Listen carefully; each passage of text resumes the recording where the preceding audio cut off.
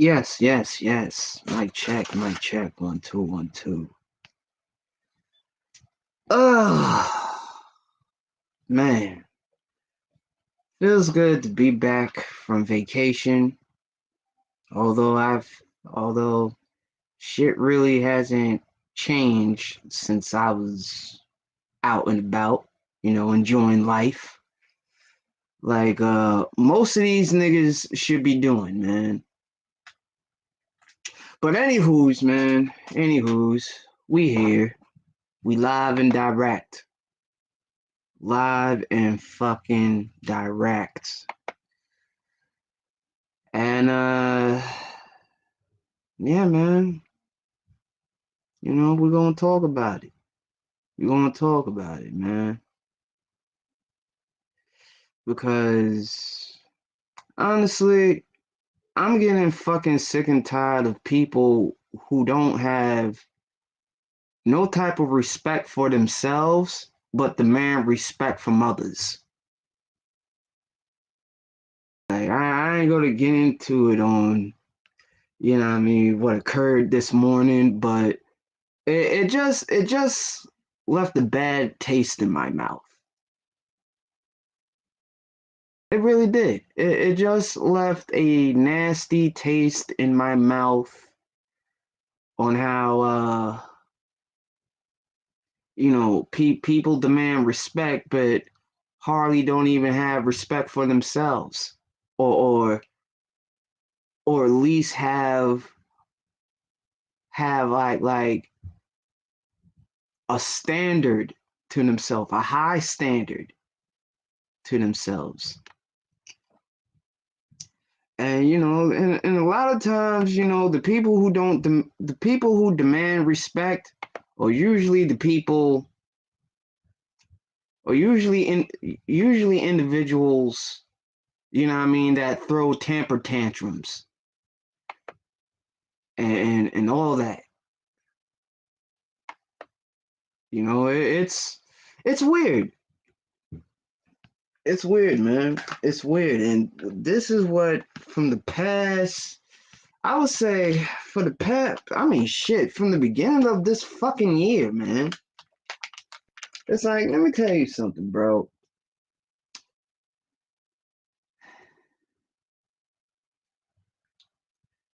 Morena, don't push it. I've been very tolerant with you for the past couple of days. Don't fucking push it, my nigga. Don't push it.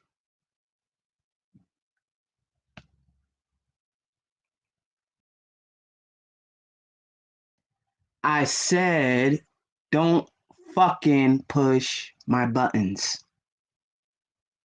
Well, I gotta put it in subtitles for you.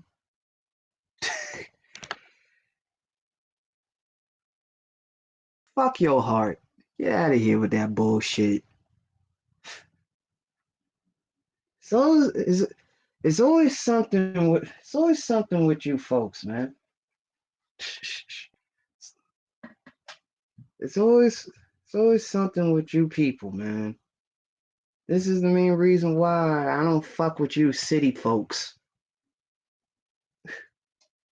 Majority of y'all just ain't shit.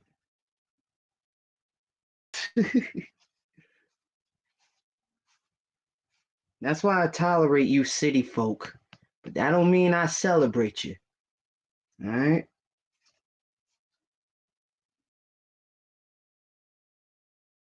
And anywho's, man. It's like, oh, I will. And it's great over here. At least we don't got giant rats. At least we're not frying like rotisserie chicken with all those big ass buildings. So I'm okay. I am okay living in the burbs.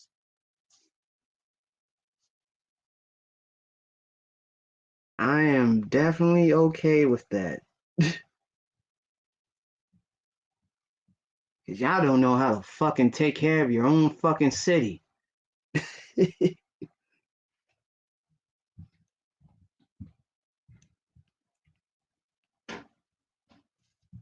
Well, then you shouldn't be a part of this conversation if you left the city. Anywho's, god damn.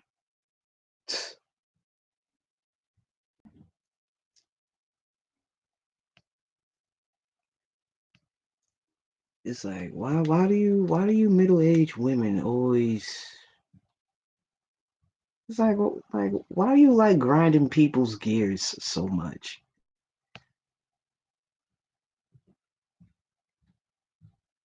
Nah, I'm good. I'm good. I learned my lesson in the past. So shit.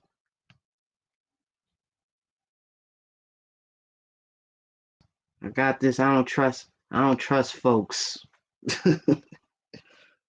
That's my attitude. Only people I trust are people who are like-minded as me. Really just tired of this stupid shit. But hey,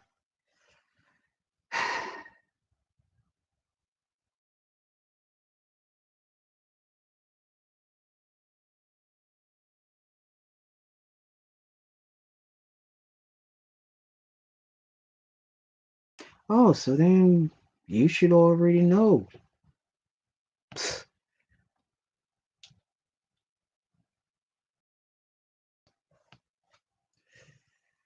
But yeah, man. Like, anywho, since I got derailed from my train of thought, thanks.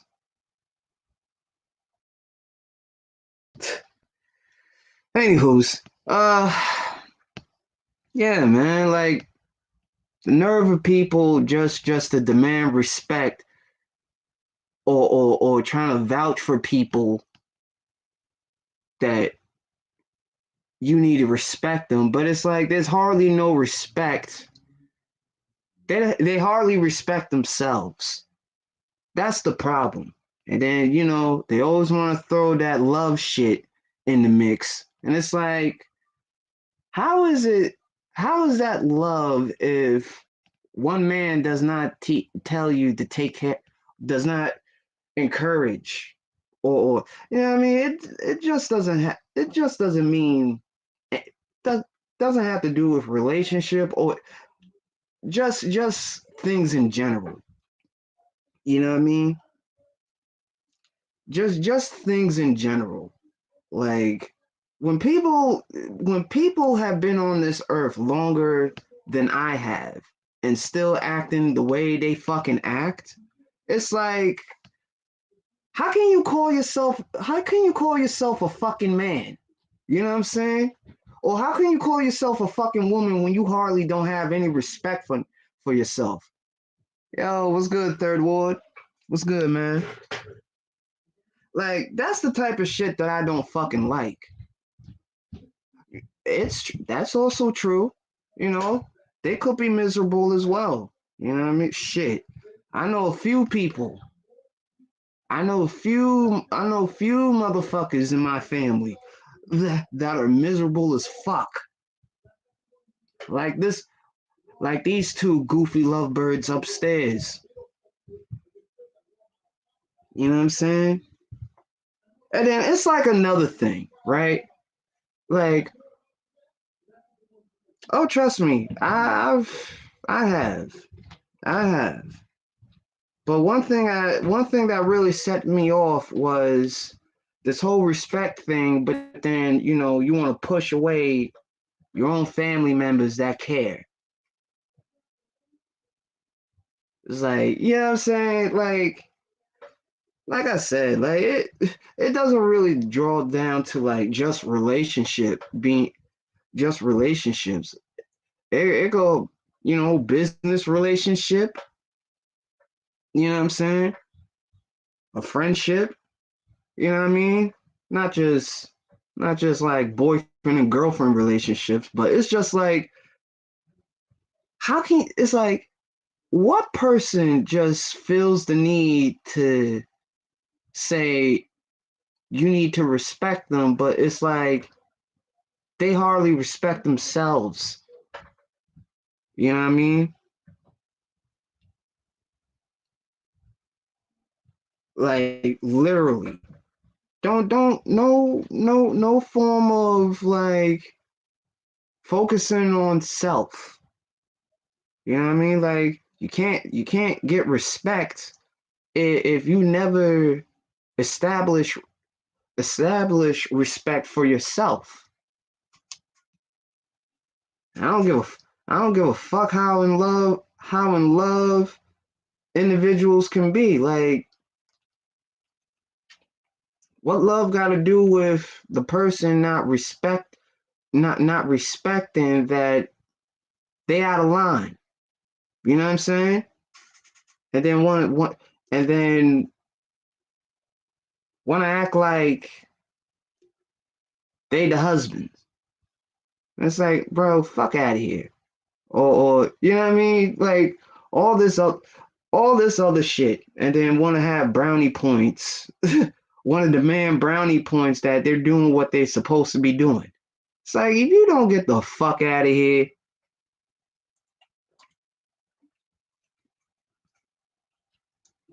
it's no different.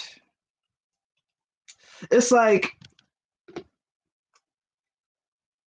I mean, I mean, we could say that they're both miserable and disrespectful from what I have bear witness. Yeah, you gotta leave these motherfuckers where they at, man. Like you gotta let them grow apart. Like, you know what I mean? Like that was my case. Like I just like wow. And it was just like I am 32 years old and these folks are in their fucking 50s and they want to talk to me about respect. Oh, trust me, I do ignore them. I mean, shit, it's fucked up as it is. I have both of these folks blocked. So you know what I mean? So doesn't make me doesn't make me sleep less at night. But it's like at the same time, it's like you're not gonna tell me to go along, get along either. You know what I'm saying? Like I'm not with this fake shit like most of these niggas trying to get pussy by using this ploy, black woman is God bullshit. It's like whoever came up with that idea needs to get their shit rocked. Oh, trust me, I do. I do to everybody when they bring their fucking problems on here. Like, but this is just this topic is in general. You know what I mean? I do.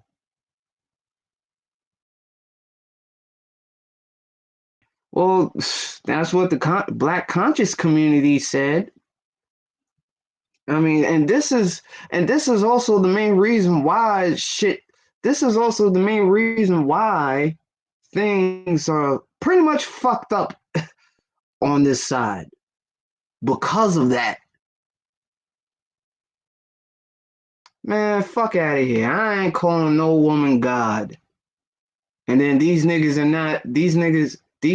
not calling them out on they bullshit. Like nah, if you know me, you know me. You will never hear me say black woman is God. Like the fuck out of here. I'm not young Pharaoh, all these niggas that be using their intellectual property just to get pussy. Like the fuck out of here, bro. I'm not that type of nigga. Never was and never will be.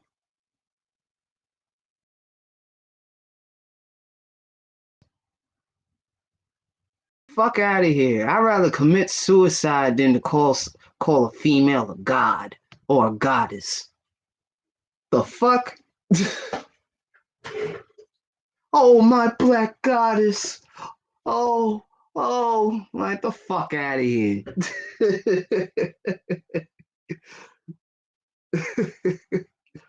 The fuck out of here. If you a goddess, that makes me the devil. The fuck?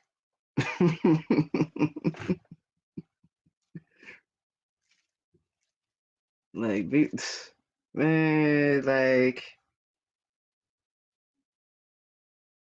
I don't respect no conscious nigga that's gonna sit up here and says black woman is God. Like the fuck out of here, bro. The fuck out of here. So it's okay to put these bitches on pedestals, but then when they get out of line and out of order, you know what I mean? Niggas want to stay quiet.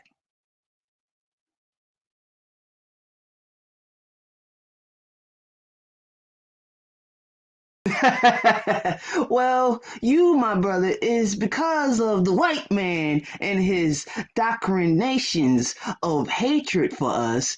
That is, us brothers now hate each other. He tricked us into worshiping him and hating each nick and knack, patty, whack. Give a dog a bone. You feel me, bro? Yeah, yeah, yeah. Nick, knack, give up. Like, ugh. Like these niggas remind me of that pseudo conscious nigga from Dope Being Menace while drinking gin and juice in South Central. Like, the fuck out of here. They goofy asses. I don't. I don't fall for no okey doke.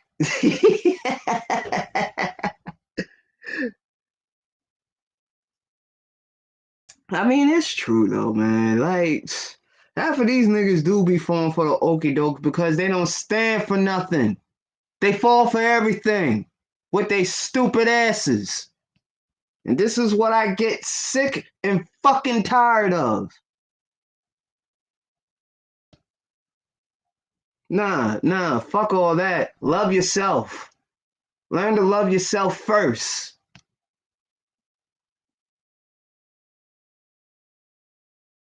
Cause shit. Can't be screaming that love shit. Can't be screaming that love shit if you ain't loved yourself. Like, I don't give a fuck what nobody says. They can hate it or love whatever I said, but they know it's true. And you know what? I'm okay with being the villain.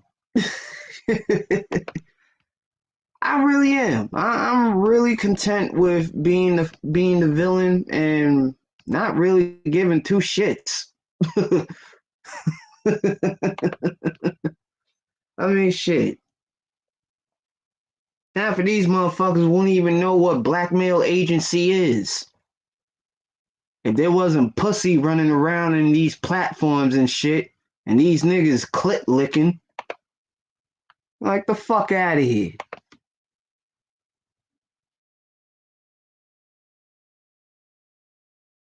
Like the fuck up out of here with that bullshit. You know what I'm saying? Like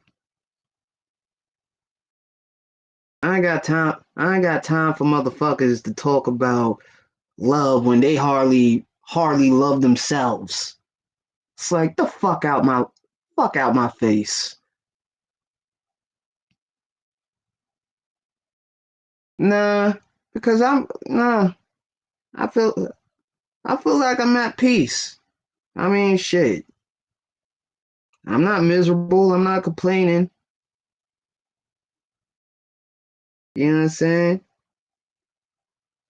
It's like, what is there for me to complain about if I'm fortunate enough that I am not in jail or any of these misfortunate,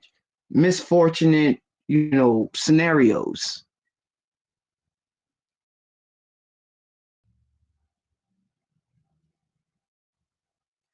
Well, I mean, I'm a passionate dude, and when people try to throw that respect shit with me, man, like I feel some certain way. You know what I mean? Because you know what I mean?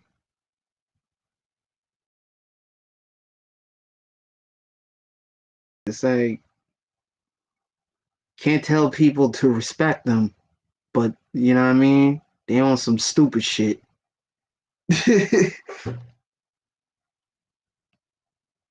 And that's how I look at things, man. Like, I mean, I'm definitely at peace, you know? It's just that, you know what I mean? I just don't like when people try to throw that shit at me, throw that at my face. You know what I mean? Like I'm the disgruntled one. You know what I mean?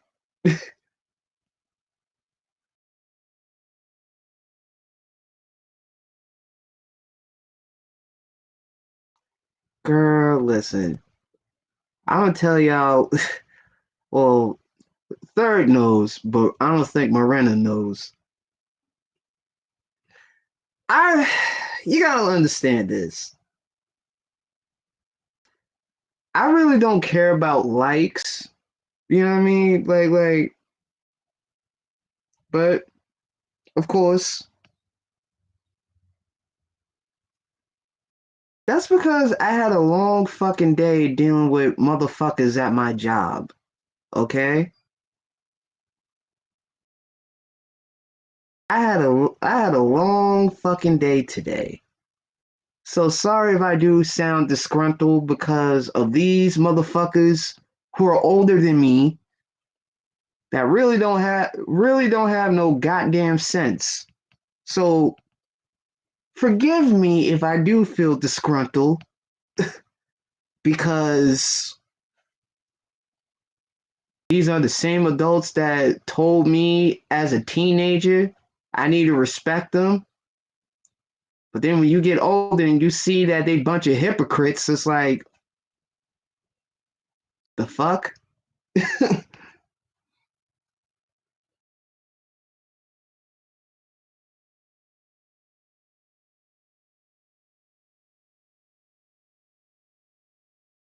Man, it is the beauty of YouTube, but at the same time, man, it's like you lose fucking brain cells like in most of these live streams, man.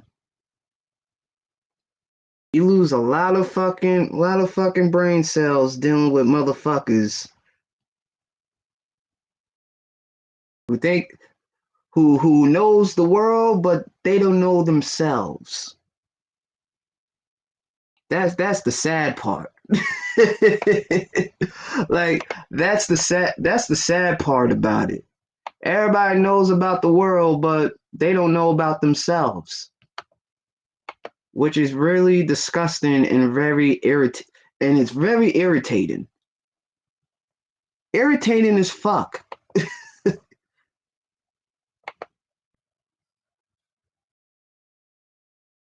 Exactly. Fuck the world. I don't hold the world fucking nothing.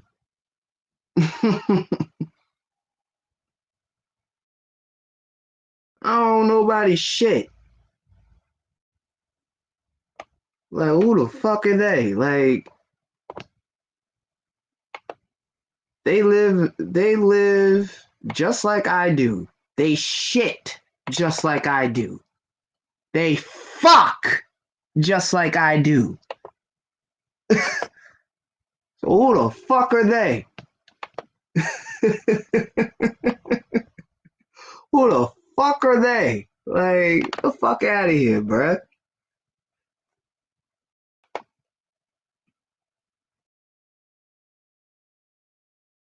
Trust me. Like I had this conversation earlier with these folks this morning. I'm like, yo, I'm not with this go along, get along shit.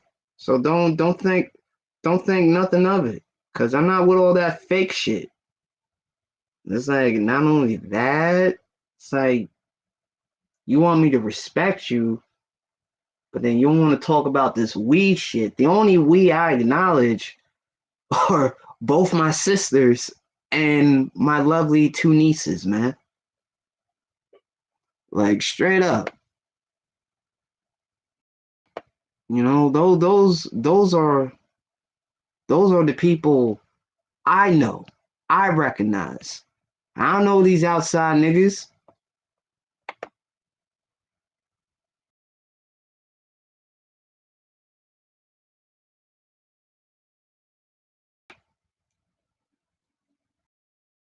You know, and it's like what person will put what person will push the ones that they love so much? And it's like it's weird. Oh, bro, bro, listen, man. Like, I'm gonna work something out with StreamYard. It's just that I don't. It's like honestly, I don't got that. I don't got that Arab money. I don't got that Arab money yet. So you know, these motherfuckers will stop trying to limit me whenever I use StreamYard. But you know what I'm saying? You know what I'm saying? I'm just taking things one day at a time, man. Without saving the fucking world. Motherfuckers need to learn to save themselves.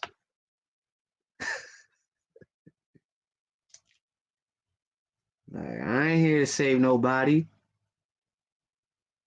I do need donations too, but see, I'm not begging for no donations yet. I mean, honestly, like, no disrespect, but I don't know. I don't know, man. Like, I guess when I feel like I need to donate, but it's just like I don't really ask nobody to donate. You know what I'm saying? Because I could I could just, you know what I mean, without no problem. But right now it's just like let me get a feel of this.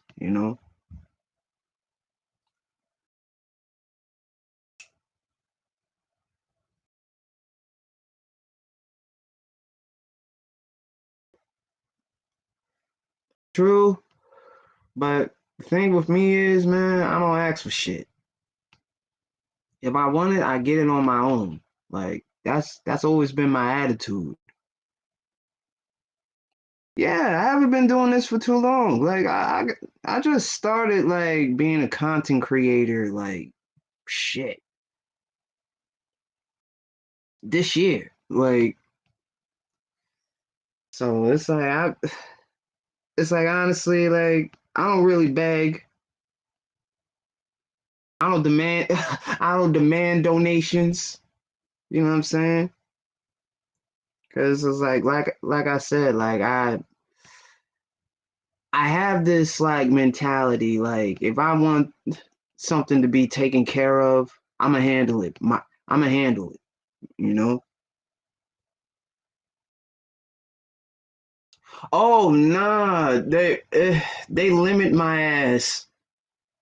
So what?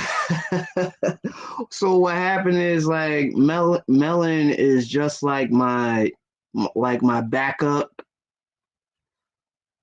You know what I'm saying? So I mean I should be I should go back on StreamYards, but probably yeah I'll work something out. But it's just that you know what I mean. I like Melon. I like Melon more because you know what I mean. You don't hear me fucking Borgin.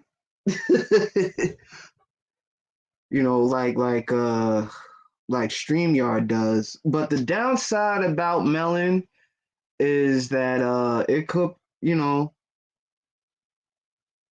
Wi-Fi connections and then you know what I mean they reset your ass and all that. Like I've experienced that plenty of times, but I haven't been on Melon since today. Like, mind you, I just came back from Virginia, and it was great. It was great, man. Like, just to be away from what's going on in these YouTube streets, as well as life. You know what I mean? Like, I actually enjoyed myself.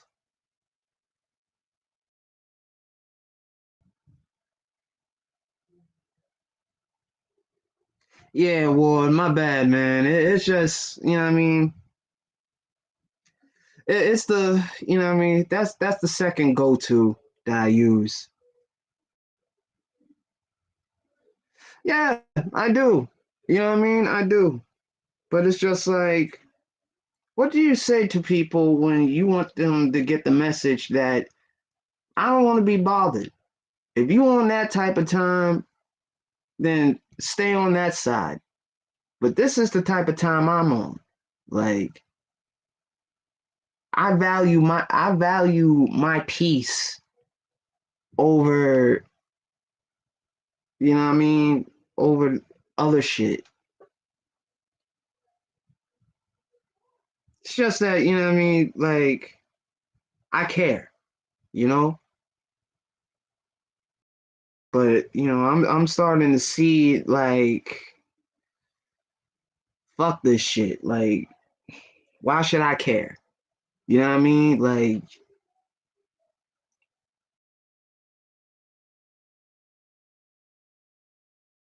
No, it is what it is.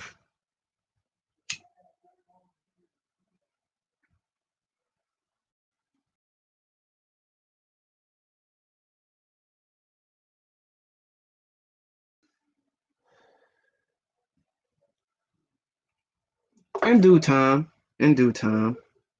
But it's just like, where can I go at this moment? You know what I mean? Like, but I'm buying my time, man. Like, shit. Chances are, man, like, I might, I might make a proposition with one of my homies, man. Like, yo, like, if y'all trying, if y'all trying to, you know what I mean? Because they've been thinking about like moving out in the Nassau County area. You know, it's not that far from Queens,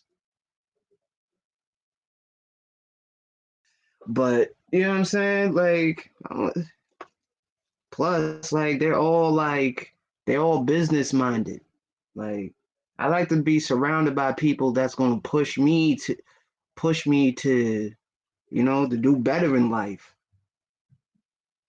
Trust me, man. And I met all these individuals through one friend that I was a fan of when he was making music back in the day.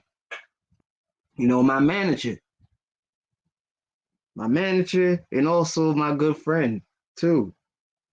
You know, so it's it. So I'm not a David Downer. You know, I'm not a David Downer because you know what I mean. I've always find ways like to to cheer me up. You know what I mean? Like, or just like step out the crib like I did this weekend. Like a lot of jokes, a lot of laughs, good smoke, good food. You know what I mean? Like I'm actually happy, man. Uh, yo, shut the fuck up, Miranda. Yo, oh damn, damn, damn. Gotta drive to a pen. Like, what?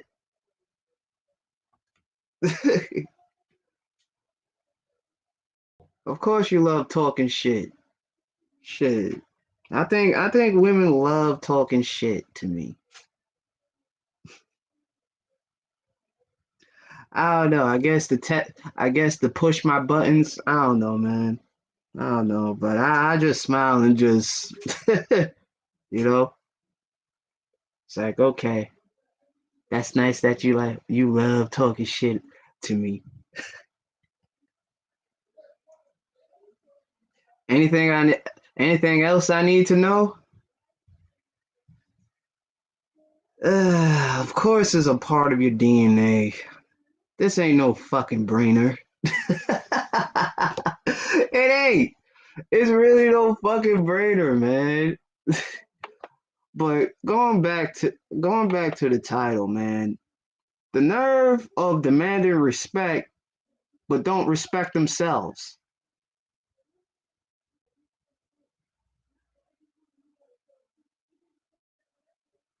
You know what I mean? Like you got a lot of people on here that like to demand respect, but hardly have no respect for themselves.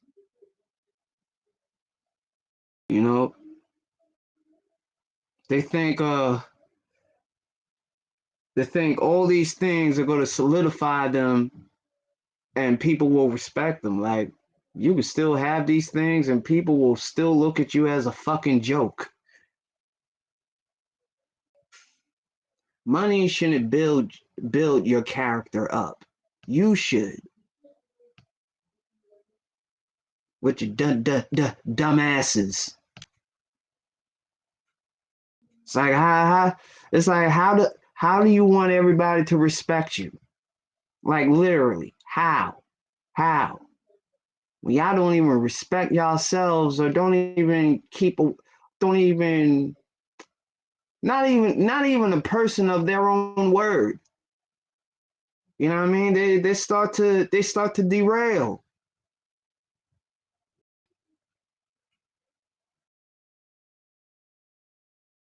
They start to fucking derail.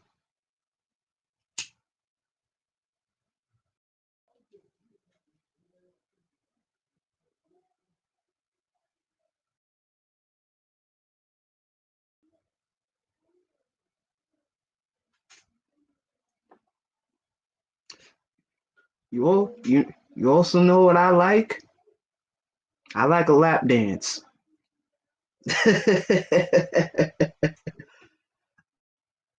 Yeah, don't confuse me with these goofy ass niggas who call themselves manosphere.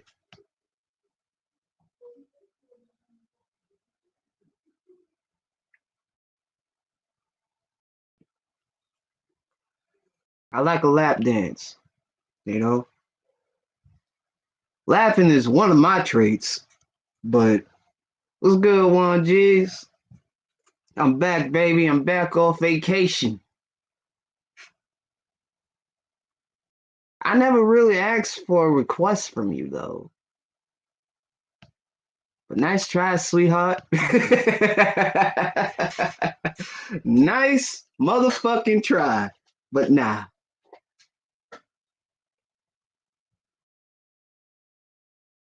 See, I'm the silent lady killer. Shit. I don't beg for chicks to give me a fucking lap dance. Like, can you give me a lap dance? Please, please, I'll pay your bills. Can you give me a lap dance? Feelings? What are those? Like honestly, what are feelings in 2021?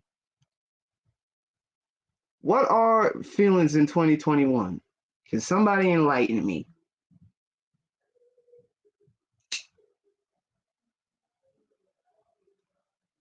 Third Ward Colombian joined. Ah, my nigga. Yo, what up, bro? What up? What up? What up? Chilling, man. Chilling. What's going on with you? Uh, nothing.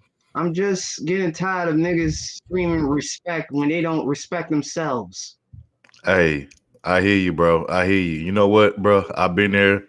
You know, like when it comes to that, and look, I say this, like for me, you know, there was a point in time where I will say that I was like on some, I want to say like on some, I guess like pessimistic type shit, but like now I try to look at things more in a positive perspective, not necessarily because just more or less for my own health and because Yeah, I try to stay on the upbeat type of energy. You know what I'm saying? Because I say sometimes when you be too like negative about things, it kind of affects your personal energy and all that type of shit. Because I believe in energy oh, and shit. yeah. So That's why it's like that's why I tell yeah, people like, look, if you on that type of time, leave me the fuck alone.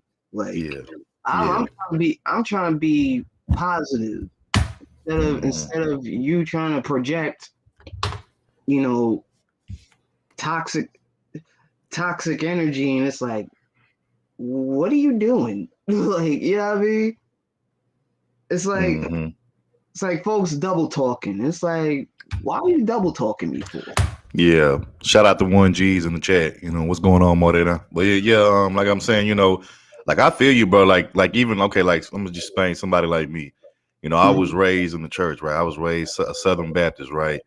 And you know, like when I got older, bro, enough to like when I got on my own, like I just quit going to church, bro. Cause when I was growing up I seen all the fuck shit that was going on in the church, all the fuckery, all the double talking, the hypocrisy, like all the bullshit, bro. So like when we'll go to church and like as soon as we get out of church, like motherfuckers not even out the damn parking lot yet of the church, not even off property grounds yet, you Yeah, know, and motherfuckers, whispering and gossiping about, oh girl, such and such, she fucking with, such and such wife, she fucking with, such and such husband over here and over there, and da da da da. It's like, damn, you motherfuckers ain't even off of church grounds yet. You already going back to the fuck shit. Like, you ain't even off the church grounds yet. You know what I'm saying? Like, man, Shit crazy, bro. That's why I was like, and then right then and there, seeing all of that shit, and then also seeing all the underhanded shit that goes on in the church behind the scenes, I was just like, you know what, bro? The church is full of bullshit, bro, because they come here every fucking weekend to get saved from their sins that they doing like during the week or on the weekend before Sunday. Then they go right as soon as they leave from the church, they go right back to doing the same fuck shit. They ain't learned a motherfucking thing yet. You know what I'm saying? Like, shit crazy, bro. Still continuing doing the same fuck shit every fucking weekend. Facts. When Sunday comes along, or some people go to church on Saturdays because it's Sabbath. Mm-hmm. Yeah, bro, shit crazy. It's just like it's just fucking weird, bro. Mm-hmm. Like, it's weird. It's then you find out in the church, the pastor fucking this nigga wife and that other nigga over there wife and shit, and you know what I'm saying, like, bro, the church is really where all the fuck shit go on there, bro. Like, it's where the most fuck shit goes on there. It's just that for that one day, everybody wants to play nice and play, they little character, like, I'm this sanctified, holified person, but then you find out like you be the motherfuckers doing the most bullshit. And like I said, as soon as they get off the church grounds, they go right back to doing the same old fuck shit, bro. Like, shit crazy. But I'll say this though too, like, like it got to a point with me, bro, where like as soon as I got out on my own and like was living on my own, like I realized that like I noticed with us men, like the minute we turn 18 and we like get out there on our own, like nobody really gives a fuck about us no more like that, bro. Like, ain't nobody calling to check on us to see how we doing, to see if we are, not to necessarily even, offer us anything, just to call us and say, hey, you all right, you straight, like everything all right with you. Like, we don't even barely get that anymore. Like, it's motherfuckers, like I can count on my hands how many people actually call me on a regular basis, check on how I'm doing. Like, for the most part, motherfuckers don't call me and check on me. I'm out of sight, out of mind, especially ever since I moved from home. Like, I'm out of sight, out of mind. Motherfuckers don't, like, and I'll be the type, I'll call motherfuckers, try to reach out to people, you know what I'm saying? Send them text message, be like, hey, you straight, how you doing? Everything all right, whatever. But, I don't get the same shit in return. And, for many years, I felt some kind of way about that shit. I ain't gonna even lie in front, but like now I'm to the point where I don't even give a fuck, bro. Cause it just let me know, like, if you can't fuck with me like that, or you can't check up on me, then obviously you ain't really worried about me like that. So it's like, cool, you know what I'm saying? And I've even gotten to a point like you where it's like, if motherfuckers don't want to reach out to me, that's cool, because me personally, bro, I don't like that fake love shit, bro. Like, you can keep that shit, you know what I'm saying? Yeah, if you gonna fuck with me, that's the worst. Yeah, if you gonna fuck with me, fuck with me because you genuinely want to fuck with me, not because you feel obligated to. You feel like you doing the shit to keep up appearances and all that bullshit. Like, I don't like that shit. That shit weak as fuck to me. You know what I'm saying?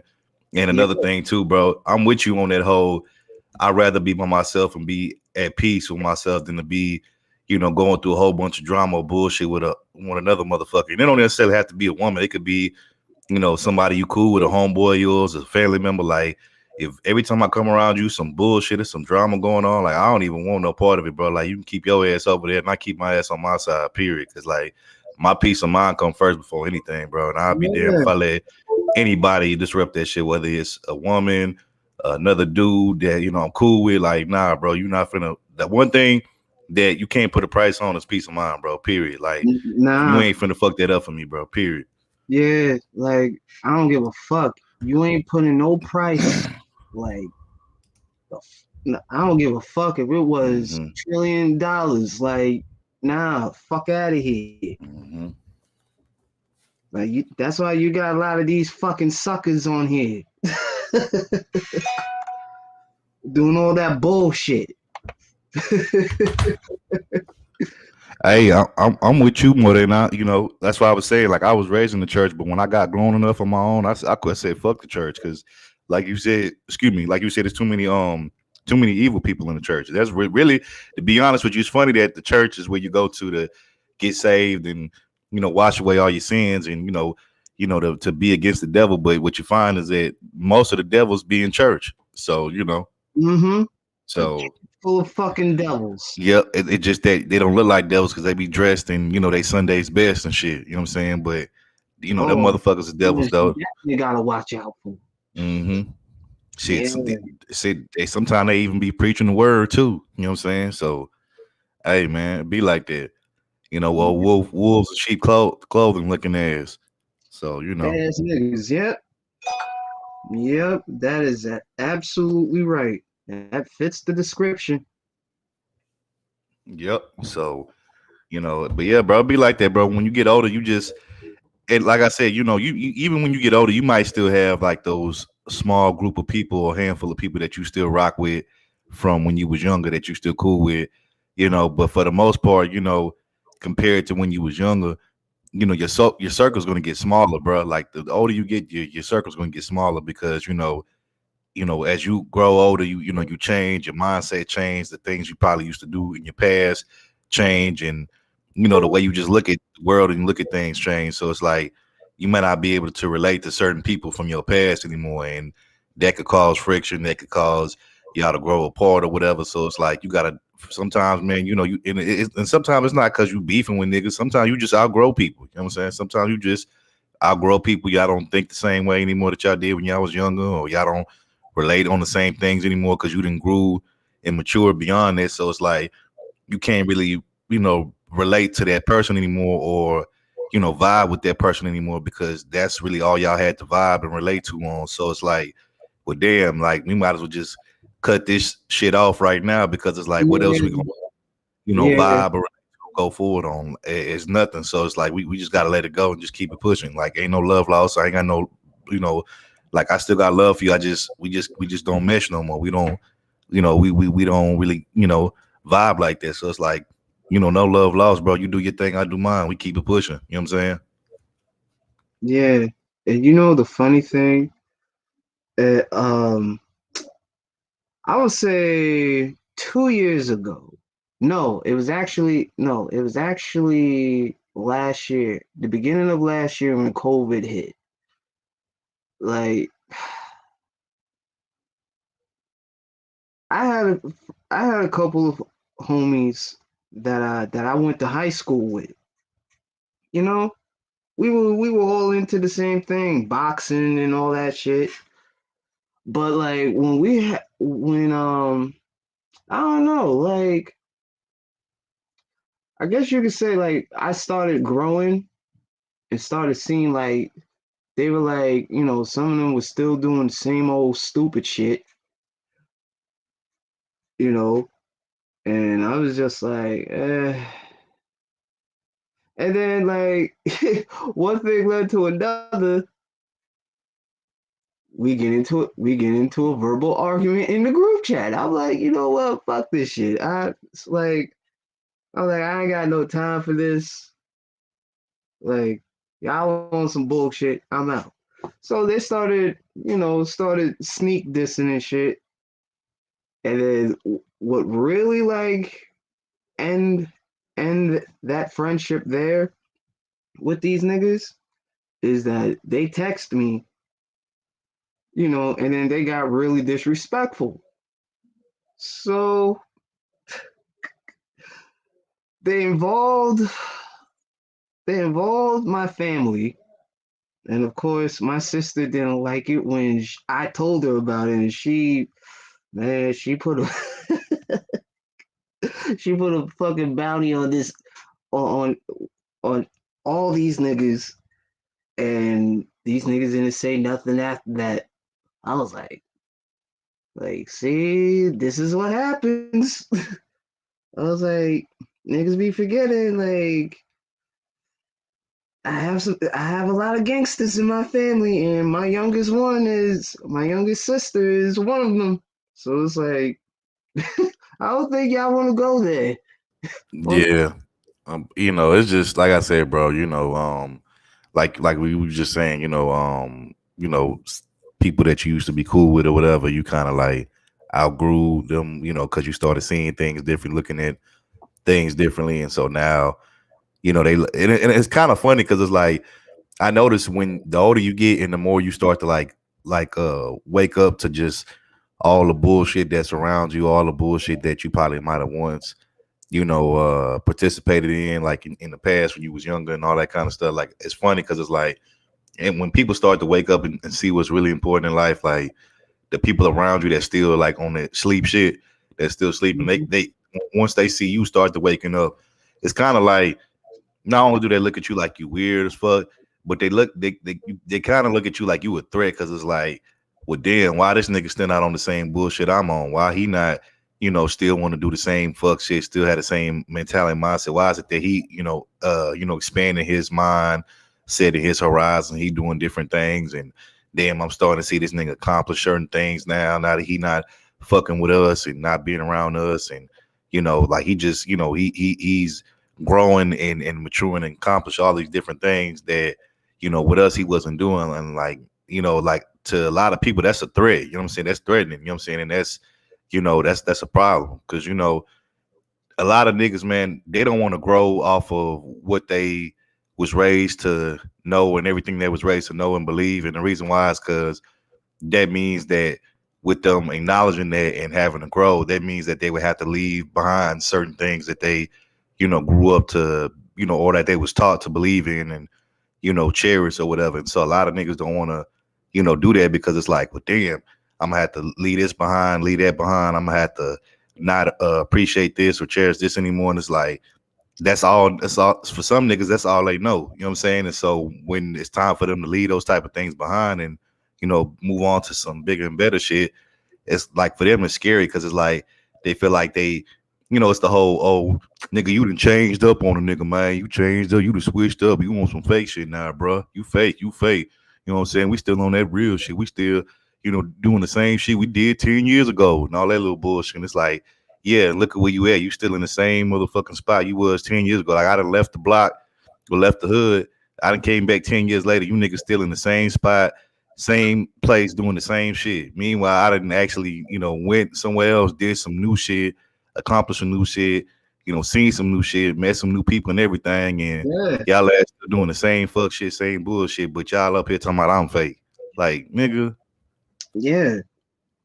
Yeah, man. And bro, like niggas see it. Like shit, like after that, like things started changing, and yeah, like I like no bullshit. Like I accomplished a lot, I got one homeboy right now. Me and this nigga from the same hood. It's just we from two different opposite sides of the hood because the hood I grew up in Houston is like the largest hood in Houston. So it's like a really big. It has like different parts to it, but we both from the same hood. Like I said, just different ends of the hood. And this nigga here, man.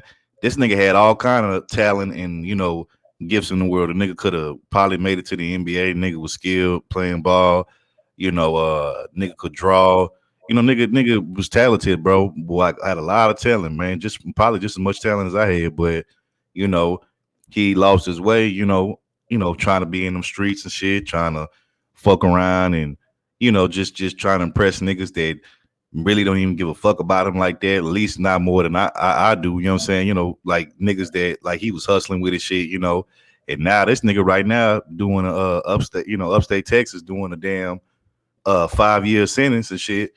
And I write the nigga and I put money on his books every now and then. But I told this nigga, I'm like, this like his third or fourth time going to jail within like the last maybe about 5-6 years. And I was like, look, bro. I'm like, look, man. I'm like, what you trying to do with your life, bro? And then like, what even worse is this nigga got 2 kids and shit. You know what I'm saying? Like, he already missed. He already missed like the first 5 years of his first child's life, and then he saw his second kid be born, and then like 3 months later, that's when he got locked up, and now he doing 5 years. So he gonna miss her first 5 years too. So I'm like, bro, what you trying to do with your life, bro? I'm like, this shit ain't working for you, bro. This shit it's not working, bro. It's not what's up. Like you keep getting caught up. You keep having to do this long ass time. And I'm like, not only that, I'm like, bro, I'm like, fuck everybody else. I'm like, fuck me, your brother, your sisters. I'm like, what about your kids, bro? I'm like, your kids need you, bro. I'm like, don't you want to be there for your kids and shit? I'm like, these Fact. niggas ain't. I'm like them niggas that you be hustling with. I'm like, what them niggas do? I'm like, is them niggas even putting money on your books? And he was like, man, maybe one or two niggas. Well, I'm like, what about the rest of them? Nah. I'm like, see, that's what I'm saying, bro. I'm like, them niggas is fake as fuck, bro. And I'm like, nigga, Word. I'm the only one that's writing you, telling you some real shit. I'm like, them niggas probably telling you this, oh, nigga, when you come back out here on the block, it's gonna be, nigga, we gonna be right back on and popping. And I'm like, nigga, I ain't gonna tell you no shit like that. I'm like, I'm gonna be like, nigga, Yeah, like, nah, be like, nigga, if you don't find your ass a better way or find another option, bro, because I'm like, I'm like, nigga, you go right back to that block, do that same shit. I'm like, you gonna end up right back where you at now. And I'm like, then what? So I like, if you want to be a hard headed nigga, bro, and keep putting yourself in that position, I'm like, you ain't got nobody to blame but yourself, bro. So I'm like, if I was you, bro, I'd be really sitting there thinking about what my next move is when you get out of shit. What's gonna be your next plan? Because I said this shit right here that you doing, I said this can't be. This ain't it for you, bro. This can't be it. I said this type of shit that you doing. I said this ain't a forever thing. I said this shit should have just been a temporary thing for you. You should have got out, but before you got on some real shit. I said now. I said you got a couple records. So I said you need to be thinking about something. I said nigga, you need to be thinking about like getting in the truck in or something, bro. Something that you can do, make you some money off of. I said this shit right here ain't gonna do nothing but keep putting you back in that same predicament over and over again, bro. And I said, if you want to give up most of your life, I said you already gave up damn near, he did 5 years already, and then he about to do nothing. I said you gave up damn near a decade of your life to the prison system. Like, nigga, how much more you want to give? You want to give 20? You know what I'm saying? Like, come on, bro. right. Like, you bugging.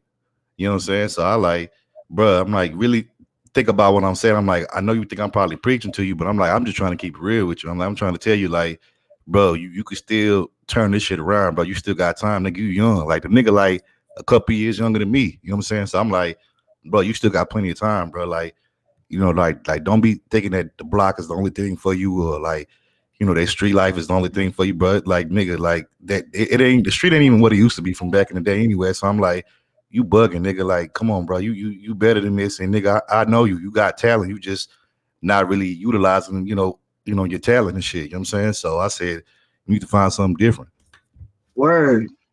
Like, you have to. Like, it's like, what the fuck is the point of going back and doing the same shit, then end up back up in state doing time? No, Or Morena, you ain't lying. No, you ain't lying, Morena. But I really got a lot of love for this nigga though. Like, me and this nigga grew up real tough together. Like, I know his family. His family know my family. I call his mama. Well, his mama passed away a couple years ago. R.I.P. to his mama. But I used to call his mama mama. He called my mama mama. So it's one of those things. But you right though. Some people, man, they just never grow out of they bullshit. And it's like, damn. It's like, and then you see the potential that these people have. And you be like, damn, bro, like, why they don't see the potential in themselves? You know what I'm saying? mm-hmm.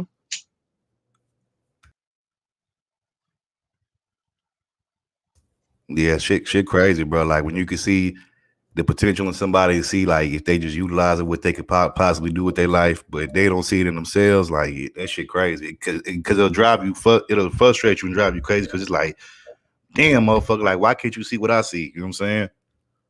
Mm-hmm. So it's just like, damn, bro. Niggas living their second childhood. I'm telling you, man. Hey, man, Nas said the best, bro, on that song. Yup. You know what I'm saying? Nas said the best on that song, bro. That's one of my favorite songs, bro, because he ain't say nothing but facts in that song. You know what I'm saying? Like, Yeah. like, bro, like, he hit, like, man, look, he was before his time when he made that song, bro. Like, that shit crazy. Yeah. Oh yeah, Morena. Facts. I learned that. I learned that last year. Like, after that blowout, like, I was like, man, I'm gonna let them live theirs. I'm gonna live mine's. No, that's facts, Morena. That's facts. I'm still gonna live my life. It's just, like I said, I just got so much love for bro, because like I said, we grew up real tough and real tight together. But it's like, I gotta kind of let him, do his own thing, because it's like, number one, you're not gonna bring me down with you, and then two, it's like, bro, I've been telling you, bro, I've been like giving you all of the warnings, the signs, and it's like, nigga, you refuse to listen, bro, and it's like, them niggas that you trying to be out there with, trying to, be affiliated with, like them niggas don't give a fuck about you like that, bro. Like I've been knowing that nigga and been cool with that nigga way before he got cool with them. Like he didn't get cool with them niggas till he started hustling with them. You know what I'm saying? So I'm like, nigga, we go back way before that. So I'm like, bro, I ain't gonna tell you nothing wrong, bro. I ain't gonna, tell you nothing that's gonna put you in a fucked up position. I'm like, them niggas, you being around them and trying to do what they do, you see that's the shit that got you caught up right now. But you know, bro, niggas gonna do what they do, bro. So shit crazy though. Yeah, it is. It is ridiculous. But you had a good little time though down there in VA. Yeah, I did, man. I really did. It was great. It was great to, Yeah. to see the rest of my crew. How long you was down there for like a week or something? Only for 3 days. Okay. Yeah. But it was a nice getaway though. Like, yeah, I don't blame you. Sometimes everybody needs a little getaway, even if it's just for 3 days, a weekend, whatever. So I feel you. And like I told you, I got family in I got family in Richmond. So I got family in Richmond and I got family in DC. So yeah, but it was pretty chill. It was pretty chilled. When I went out to perform, it was pretty cool. I mean, wasn't a lot of people, but it was like, hey, yeah. So would you chilling out there like with your cousins and your homies and shit? I was chilling with my homies. We actually ride down there together. Like, okay. I had to take the train to meet them in Queens. So I got off the train. They picked me up, got something to eat, and we hit the road. And we got there, like around 4:00 in the morning. No, in the afternoon. Okay. Yeah, like we dipped off like around. How long was the drive? It was like like 8 going there. Yeah, 8 hours. Okay. Yeah. Yeah. Well, I'm glad you had a good little time, bro. I thought you was gonna go live that one day when you had posted that you son, go live. I did want to, but yeah, the Wi-Fi was pretty sketchy, so I was like, yeah, because I was waiting. Cause I was like, man, I want to see what bro doing out there. Bro, I know, like. Well, the next year we're having it out in New York. So, okay. So I'm definitely going to be live then. Okay, bro. Okay, that's what's up, bro. Shit, that's what's up. You know what I'm saying? That's dope. You know what I'm saying? But yeah, like I said, I was actually, I thought you was gonna go live. I was like, okay, let me see what bro up to, but you never went live. So I like, man, maybe something. I'm like, maybe he just was like, fuck it. You know what I'm saying? So.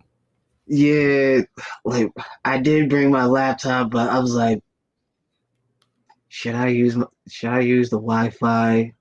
Because I don't know how the connection would have looked.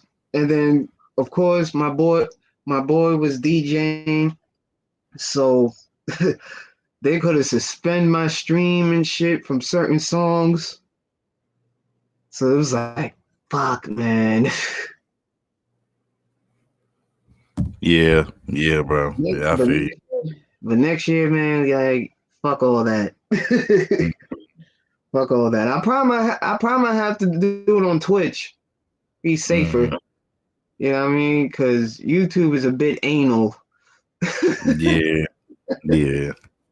Especially if you're like live streaming an event, Yeah. Yeah, like last night, bro. Like here's what pissing me off. Like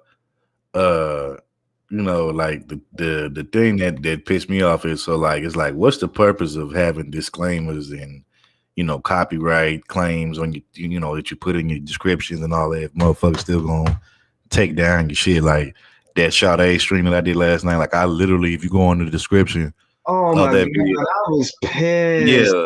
Yeah, bro. Like literally, like before I even did that, I typed in, bro. I put in my copyright disclaimer. I put in the fair use banner, and then even in the description, I listed the name, the playlist, like, cause I had made like a whole Sade greatest hits playlist. It was like 30 songs, that like her 30 top songs, and I put in each song by her, the name of the song, the artist, the album, the license, you know, the license type. I put all that shit in the description, thinking that, you know, motherfuckers gonna let me, you know, rock. And for a minute, you know, for the most part, they did let me rock for a little bit. Like I only had like 3 songs left to play, and that would have been, you know, the end of it. But then they, like, when I got to those last 3 songs or the 4th song before I played the last 3, they just started hitting me with a bunch of copyright strikes. I'm like, fuck, bro. And now they got that shit blocked. Like now, you know, you can't even see that shit. Like now, they matter of fact, they wouldn't even upload my shit. Like it's blocked. I'm like, fuck, bro. So I'm like, what's the purpose of even having copyright disclaimers? You motherfuckers still gonna block my shit and, you know, keep me with the copyright strike and all that bullshit. Like that shit weak. Yeah, it is, man. It is. I had a whole little vibe over there last night, but it is what it is, bro. You know, the ones that was over there, they got to see it, so it's cool, you know. Yeah, man. Here's what killed me about that whole copyright strike shit with YouTube. Like that, you know, they be like, because you know they don't want people. I'm like, nigga, how the fuck am I gonna make money off of a song that I play that's not even by me? Like, I'm not gonna fucking make no money off of that shit, bro. Like, come on, bro. Like, come on, like, you know, like motherfuckers act like if you play a damn Jay-Z song, like you gonna get like somebody gonna cut you a check for playing a Jay-Z song on your damn stream on your channel. I'm like, nigga, like y'all sound retarded with that bullshit. Yeah. Yeah, man. Like it is ridiculous. Fucking ridiculous.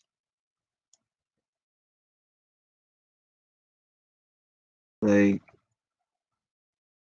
fucking ridiculous. Like I couldn't even play no fucking De La Soul without them trying to harass me. Like, hey buddy. like you know, you kind of cutting it. Like, what the fuck? I'm just like, man, let me rock out. The fuck? Like, we can't even celebrate our fucking heroes getting their masters back. With their goofy asses. Yeah, man, this shit is crazy. You know, this shit is, yeah, like I said, this shit crazy, bro. I'm like, damn, bro, I don't even like why the fuck did my shit get fucked up, bro? Like, why? Like, you know, but it is what it is, you know. So, yeah, these damn bullshit ass YouTube politic games that these motherfuckers want to play, you know, so they want their money too. Yeah, that's facts. Yeah, that's definitely facts. They definitely want their money. But I'm like, motherfucker, I ain't making no money off of this shit. Like, come on, bro. Like, I am not making no money off of this shit. But you know, it is what it is, bro. It is what it is. Yeah, it is what it is. Oh well. Yep. So yeah, bro. So you back to streaming, I guess, on a regular now that you back now, I'm guessing, bro. Yeah, I'm back. That's what's up, bro. Yeah. That's what's up. I have returned. Yes. See, nothing really changed while I was absent. Oh no, you already know, bro. Ain't nothing fucking thing, bro. Damn.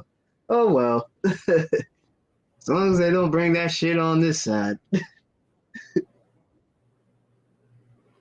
Yeah, ain't nothing changed, bro. Ain't nothing fucking changed, bro. Ain't shit really do change in this video. I mean, change in this space. To be honest with you, bro, shit really does change. You know, so you know, motherfuckers still repeating the same type of fucking talking points and rhetoric and topics, and it's like, nigga, it's like this shit been worn out and played out like 2 years ago, bro. Like, what the fuck? You know, that's why I try to speak on things that I feel like nobody else has touched on and shit like that. Cause I just get tired of hearing the same fucking topics. Like it's like trying to take a song and like okay, like you can remix a song like maybe 2 or 3 times tops at the max. But if you're trying to remix one particular song like 100 times, like nigga, by the 4th or 5th time, motherfuckers gonna be like, okay, damn, nigga, like how many times you gonna keep saying this is the remix, nigga? Like, come on, bro. Like, come on, man. Shit, goofy. Shit goofy as fuck. Shit is weird. Like that's my thing with it. You know, it's just like, bro. Okay, we heard the remix the first 2-3 times. Let it be. After that, just let it be. Just create a whole new song. Quit trying to remix the same song like 1,000 times, bro. Yeah, with your goofy ass. Facts. Getting sick of these niggas. Yeah, I know. Shit crazy, bro. It's just, yeah, shit is goofy. These rappers don't have respect for themselves. 98% of them. They goofy. And these sucker DJs too.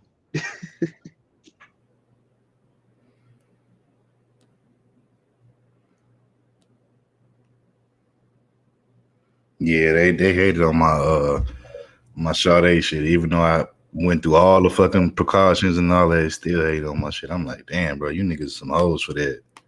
You know. Morena, you do know I'm from Long Island. So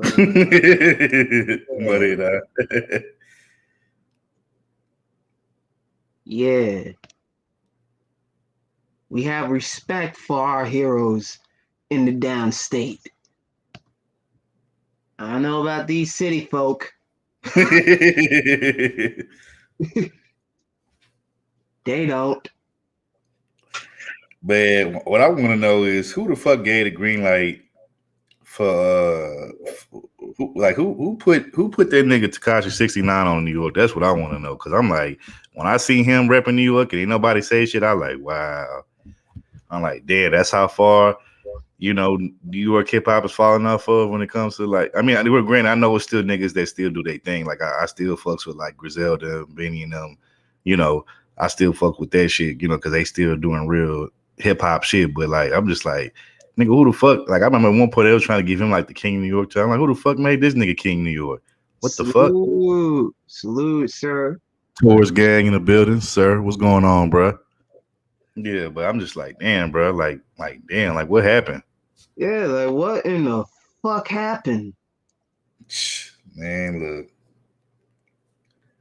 And don't get me wrong, I wasn't fucking with Soulja Boy when he came out. I thought Soulja Boy was bad enough, but Tekashi 69 just took the cake, bro.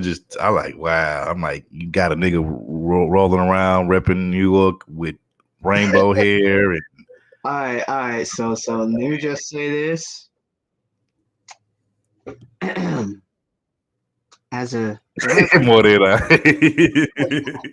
as the rep of the New York State, we from the New York delegation, nah, he's not one of us. Nah. No, he ain't. He's not one of us. I'm sorry. Mm-hmm. He is not one of us. Yeah, bro. I'm just like, wow. And let's cut the small talk with this. Biggie said that line from watching the actual movie of King of New York. The fuck? There ain't no King of New York. For all those folks. Nah, I'll tell you who the real King of New York is. The real King of New York is the motherfuckers who own most of the property in New York. Them the King of New York. It's the real estate motherfuckers who own the property and shit. Them is the kings of New York. You know. So, but I guess if you're talking about it from a rap standpoint, I would say, you know, definitely Big would be up there. Nas, I gotta say Jay, even though I'm not the biggest Jay fan in the world, but I do like certain Jay records. You know, I mean, you got Pun, Big L, Rakim. You know, those would be the guys that I would say that kind of like stand out to me. You know what I'm saying? That is, you know, yeah, Morena. That's what I'm talking about. Yeah, that's what I'm talking about. But nah, Snitch Nine, he the king. You know, he the most popular nigga up out of there. Now let me quit y'all. I'm just fucking with y'all. You I know. know you. I saw that clip. I'm like, oh shit, here we go. Yeah. Nah, I'm just fucking with y'all, bro. I just had to fuck with y'all. More than I look, you talking about some no, sir. No, Yeah. sir.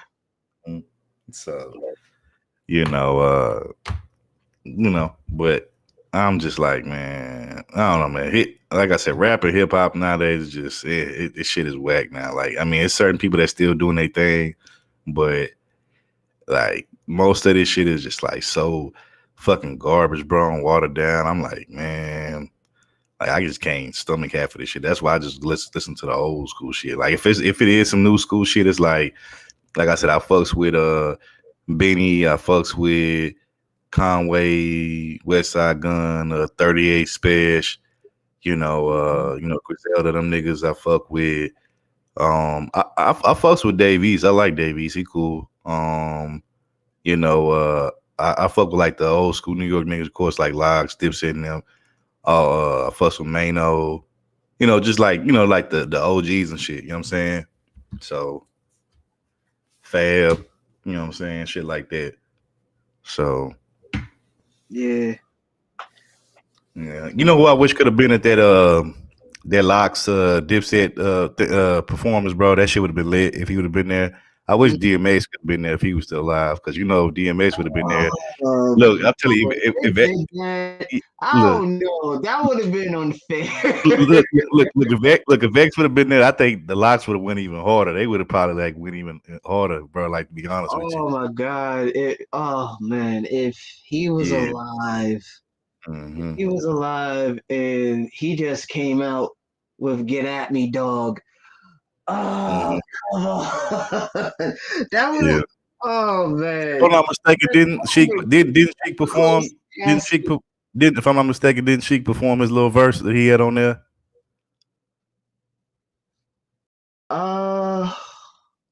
Yeah, he did. He did. Sheik was on the hook. Yeah. So no, I'm saying I think he performed his little verse at the. Yeah, he did. He did. Yeah, he did. More than why you say that? Why you say Jimmy had COVID? You don't look like he had COVID to me. I think she just trying to be funny. Yeah, that shit crazy, bro. Like, I'm waiting to see what the next big battle's gonna be.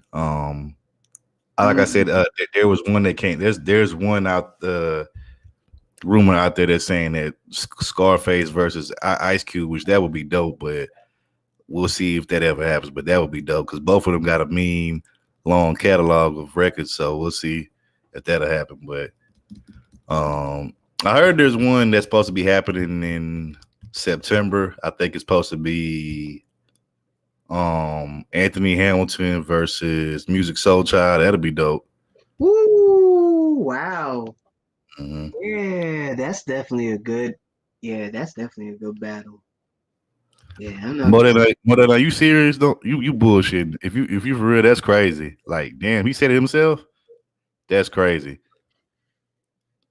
But what? Wow. He must have took the vaccine. Man, look. I'm not taking that shit, bro. Like, it got me all the way fucked up. I'm not taking that shit. Man, people I know, they be like, man, bro, you can take the vaccine. It's not that bad. I'm like, bro, get the fuck out of my face with that bullshit. Yeah, I be looking at them like, get the fuck out of my face with that shit, bro. Like, get the fuck out of my face with that bullshit. Like, it may not be nothing to you, but nigga, to me, like, no, fuck out of here. I'm not taking that shit.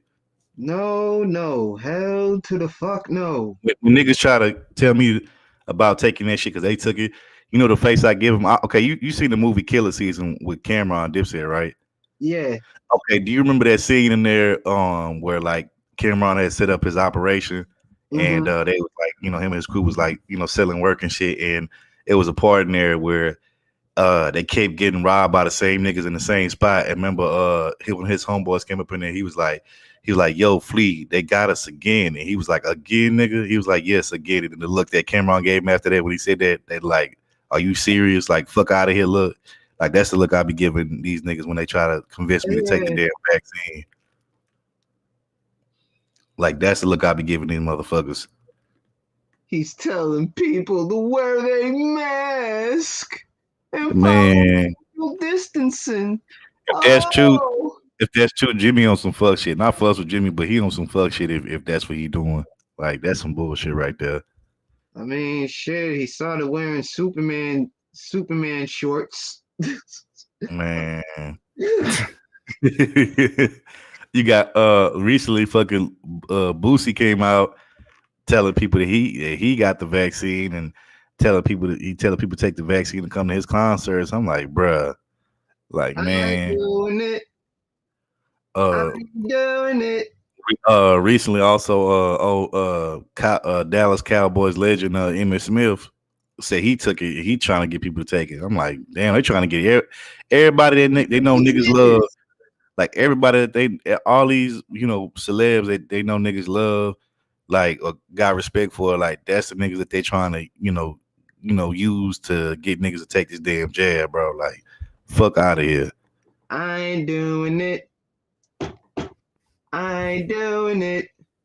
Man, I was told by somebody that the vaccination got like it's like dead fetus like, you know, in the damn vaccination, like this, like some of the makeup is like dead fetuses and shit. Oh hell no. So I'm like, man, hell no. Whoa, wait a minute. Whoa. It's like dead fetus matters or like some shit like that. Matter of fact, let me look it up because I don't want to just be 5. Yeah, I don't want to. Yeah, I don't want to just be, you know, saying shit. You know what I'm saying? I don't just want to just be like I'm just saying whatever. So what up? Tourist gang in the building. What's going on? What's going on, man? Nothing much. Chilling, bro. What's up with you? Nothing. I just got away from a stream over at Art of New Style. They was talking about what you call it, pro-black. What did you get out of it? I mean, it's silly. And BGS and SKC went at it, and I'm kind of laughing because they was trying to say we don't even like your bullshit. Talking about the cooning part, and it's kind of funny. It's the same. Oh shit! What I don't the know. happened? I don't know. Maybe he lost his signal. He'll be back, bro. Come back, sir. But yeah, I'm looking at it right now. It says what happened? Whoa. It says abortion opponents protest COVID-19 vaccines use of fetal cells.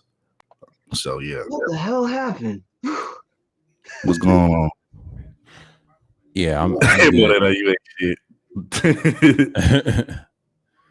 But yeah, it's funny to listen to a conversation about that, and I think someone blew a gasket. This is that little guy. What's his name? Truth. They got, and him and SKC go at it, and I guess SKC got him tight. He was trolling, and I was like, "What the fuck?" Like, yo, you know what I don't understand about people that's not familiar with. Well, I'm not gonna speak on them, but the people that's familiar with SKC, it's like I am. Yeah. My thing is, why do you let SKC get under your skin? Like this nigga, he does this shit for like trolling is his thing. This is what he does. Like but see, like when I first met him over at Fantastic, first I thought he's like, you know, we wasn't really bumping heads. I didn't understand the name, but now I understand the name. But he grew on me probably the whole year, like the whole months. I don't let him get to me because I don't let him get to me either. I already know what he about, and I know like this is like who he is. Like it's part he's of him. Honest. Part of it is trolling him trolling, but like this is actually who he really is, like what he actually. So it's like I laugh at the shit. I think it's funny. You know what I'm saying? No, it is funny. even if I disagree with what he's saying, I just laugh at the shit. You know what I'm saying? Yeah, I don't take I know. I know he be. yeah. I think he be bullshitting all the time, but I caught it early on. Thank God, because around the summer, I didn't know what he was, but he kept going on panels, disagree with certain people. But he does it on purpose because it's like it's uncanny. But I try to tell people like I'm familiar with that type of trolling, but I don't do it like the name is so catchy, like Supreme King Coon, and that is the funniest names I would say in all YouTube history. Anybody that gets lost in that name, I don't know what to tell you, but no, it's funny to me because I was like, yeah, he is a funny dude, and I try to tell people like that's how we met in the chats and things like that. You know, yeah, if you take him seriously, you will miss out on all the entertainment and all the fun that he provides by doing the trolling that he does. Like that's why you're not supposed to take him seriously, bro. You ain't supposed to. Not guys like that. No, but he's brutally honest. See, them guys like that, I can kind of take serious if you're brutally honest and then you're that funny with the trolling. And because I'm a troll myself at heart, and I'm like, this dude is crazy. But then I just sit back and laugh because some of the shit he be saying in the chat, it's not even.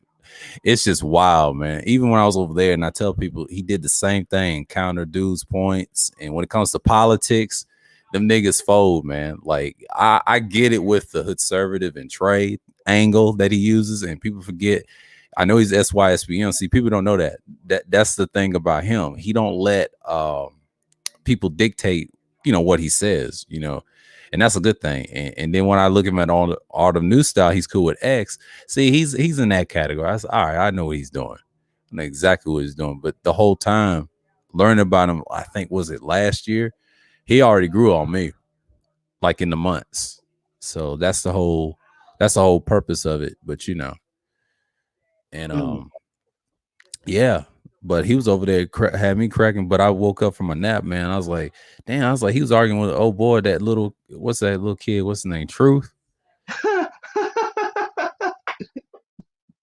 Damn, they got him again. I don't know. Maybe Melon don't like us, or I don't know what he did to piss off motherfuckers who run Melon, but he obviously don't like his ass. I don't know what's going on. No. You know what I'm saying? But yeah. Yo, that's weird. Yeah, I didn't even know. Like at first, when you was dropping the link, and I said drop the link, and then I seen it, I'm like, what the fuck is Melon? I'm like, I thought it was StreamYard. Then you explained it to me. I'm like, oh, okay. I'm like, I get it. But yeah, I didn't even know what the fuck Melon was. I didn't even know about its existence. So, Melon is like the go-to. It's like the backup. Like I go off my limits. StreamYard, it's like I'll just go to Melon. Yeah, you got it, sir. I know you was talking because you ended up popping off. You got it. Yeah, I was just saying, man, his followers is just kind of crazy, man. I kind of laugh at them, and they just really crazy when he come up with these topics. Thanks to Art, but SKC is like the Joker of this space. That's who he is in a way, yeah. Especially with that laugh of his. Yeah. I wouldn't say joke. I say he's more like all villains. He's just honest with it. He's too uncanny. What I love about him is when it comes to politics, he just lets you have it, and it'd be funny as shit. I said, oh shit, he gonna derail it. It ain't gonna be serious because I already know it ain't got nothing to do. He said, I said I was never conservative, and he said this over at R2 today, and he said, I did not say that. And they get mad when he tries to be realistic about it. And then his saying said, what? Let it burn. I agree. Because if you really think about it, you'd be like, yeah, the community, yeah, you got to let it burn. I mean, some people can't take that. They can't take that. They can't take that. No, they need to take that.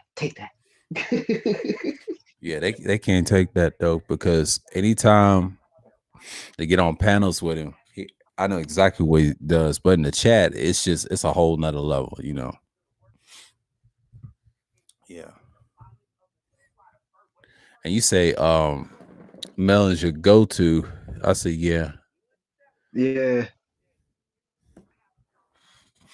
Yeah, I was just telling Rashawn that, like what's the purpose? Because that yesterday I did did that little Sade stream where I was like playing all classic hits because Sade's like one of my favorite artists of all time. And I made sure that I put like the copyright disclaimer and fair use, and I even like listed her songs the songs that I was playing like in my description, and gave her the credit and everything in there, like just so they wouldn't trip. And I'm like, I damn near almost got finished with the stream. I had like 3 songs left I was gonna play by, but when I got to those 3 songs, now all of a sudden they just start hitting me back to back copyright strikes. I'm like, fuck. And so like now they got the damn video blocked where I can't even upload the motherfucker. You know what I'm saying? So you know, yeah, that's YouTube for you. I'm like, what's the purpose of using copyright disclaimers and fair use, you know, banners and shit if motherfuckers still gonna hit you? And it's like, motherfucker, I'm giving credit to the damn artist, bro. Like, don't you see this damn like listing here? I got a listing in the description of everything, bro. Like, you motherfuckers still acting like I'm trying to copyright. Like, how am I gonna copyright some shit? I got the shit listed. That's that what you call that algorithm bot. That's the thing I hate about Google. They do shit like that on purpose. They ain't got nothing to do with Leo. He don't have control over that either. That's why YouTube, I would say Google and YouTube is a joke sometimes. When it comes to music, I wouldn't even play it at all. It's a waste. Because I tried that now years ago. Now, if you came from the copyright era, I would say like from 07, from 2012, that's when they allowed you to get away with that. But then if you look further down, like 2015 to now, that's when they start hampering down on shit. Because see, when the celebrities came in, they didn't come into like 2015 and on down. See, in 2012, they wasn't fucking around with YouTube. They was fucking with everything else. They was fucking with MySpace, Twitter, and things like that. But YouTube, the golden age, oh man, I miss the 07 and the 2000. Yeah, you know why? Because you like, get away with that shit. See, here's the thing, like, and I'm not saying that I'm looking forward to, because I'm really not. I just do this shit for the love and for the fun of it. Right. But you know, when I make, like I said, when I make content, I do it for the love of it and just for the, you know, to give something to my subscribers and like new ideas and new thoughts or whatever, conversations. But like when you be in this space for a minute and you hop on different panels and people recognize you and know who you are and stuff, like you know, we kind of like on this space, we kind of like are low key, you know, internet stars or, you know, superstars on online in this space. You know what I'm saying? It's just that we don't have the kind of reach and, you know, cloud or fame that, you know, people in mainstream media have. But on here, like, you know, like we the shit on here, you know what I'm saying? And then so like when you had like mainstream celebrities starting to, you know, want to be a YouTuber or on YouTube like us and shit, like now all of a sudden, like you said, that's when, you know, everything changed on here. Like now that's when, like, you know,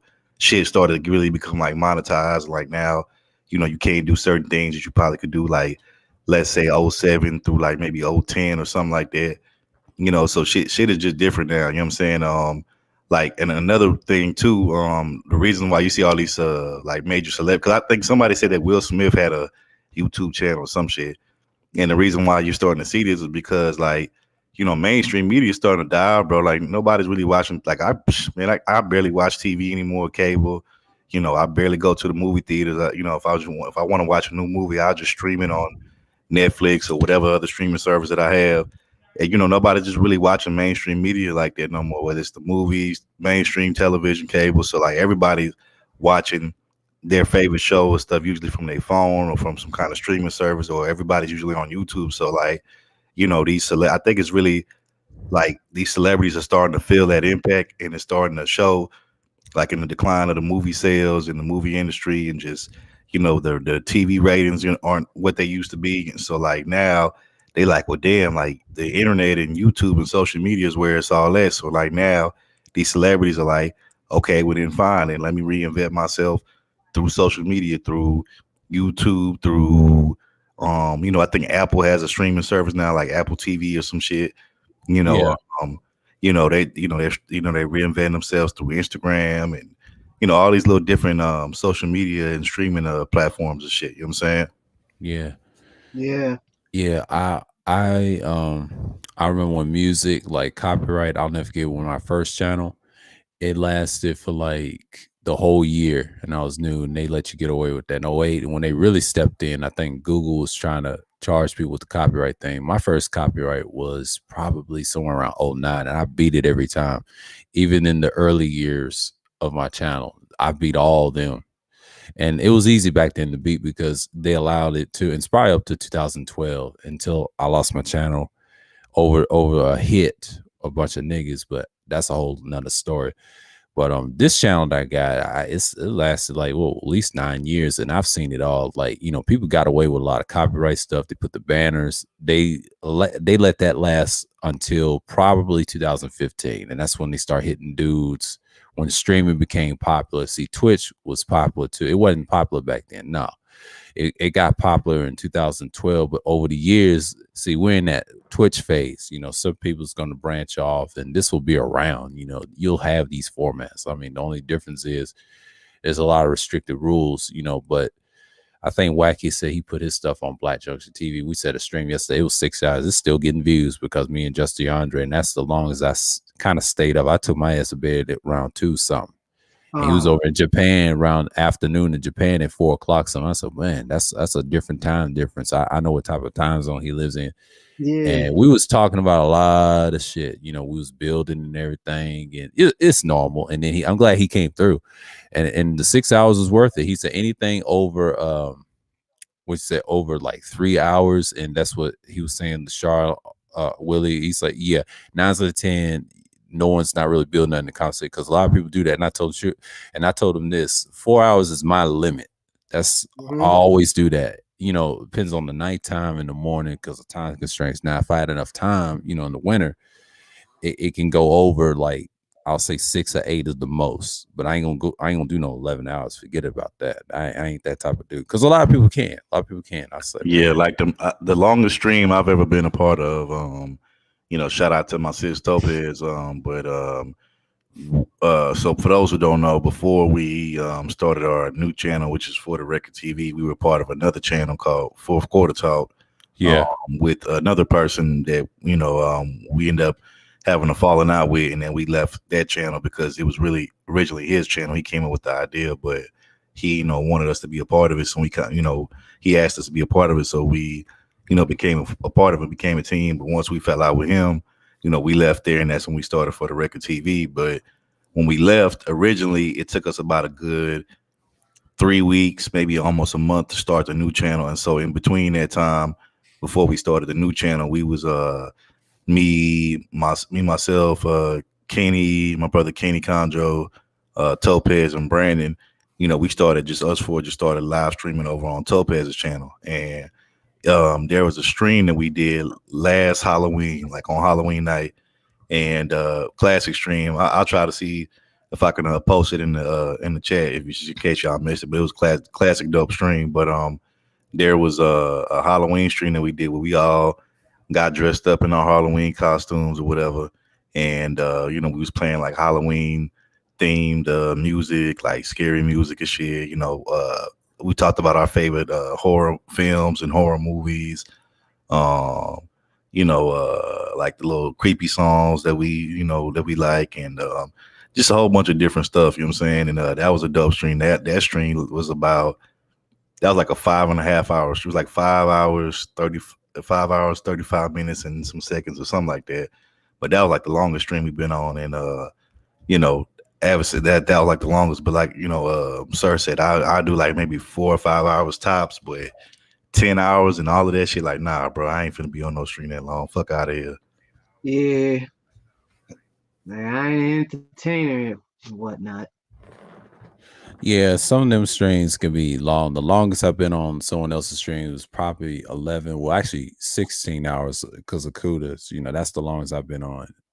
He's probably the only one. Everybody else, like from last year, is usually like 4 to 8 hours. It was on the Brain Trust my first time, so I've been on hour streams and things like that. But the thing with me was back then, last year was pretty cool because I was learning about StreamYards and things like that. Now, my first time doing this, like this year, was 6 hours just with Just DeAndre. He's a smaller channel.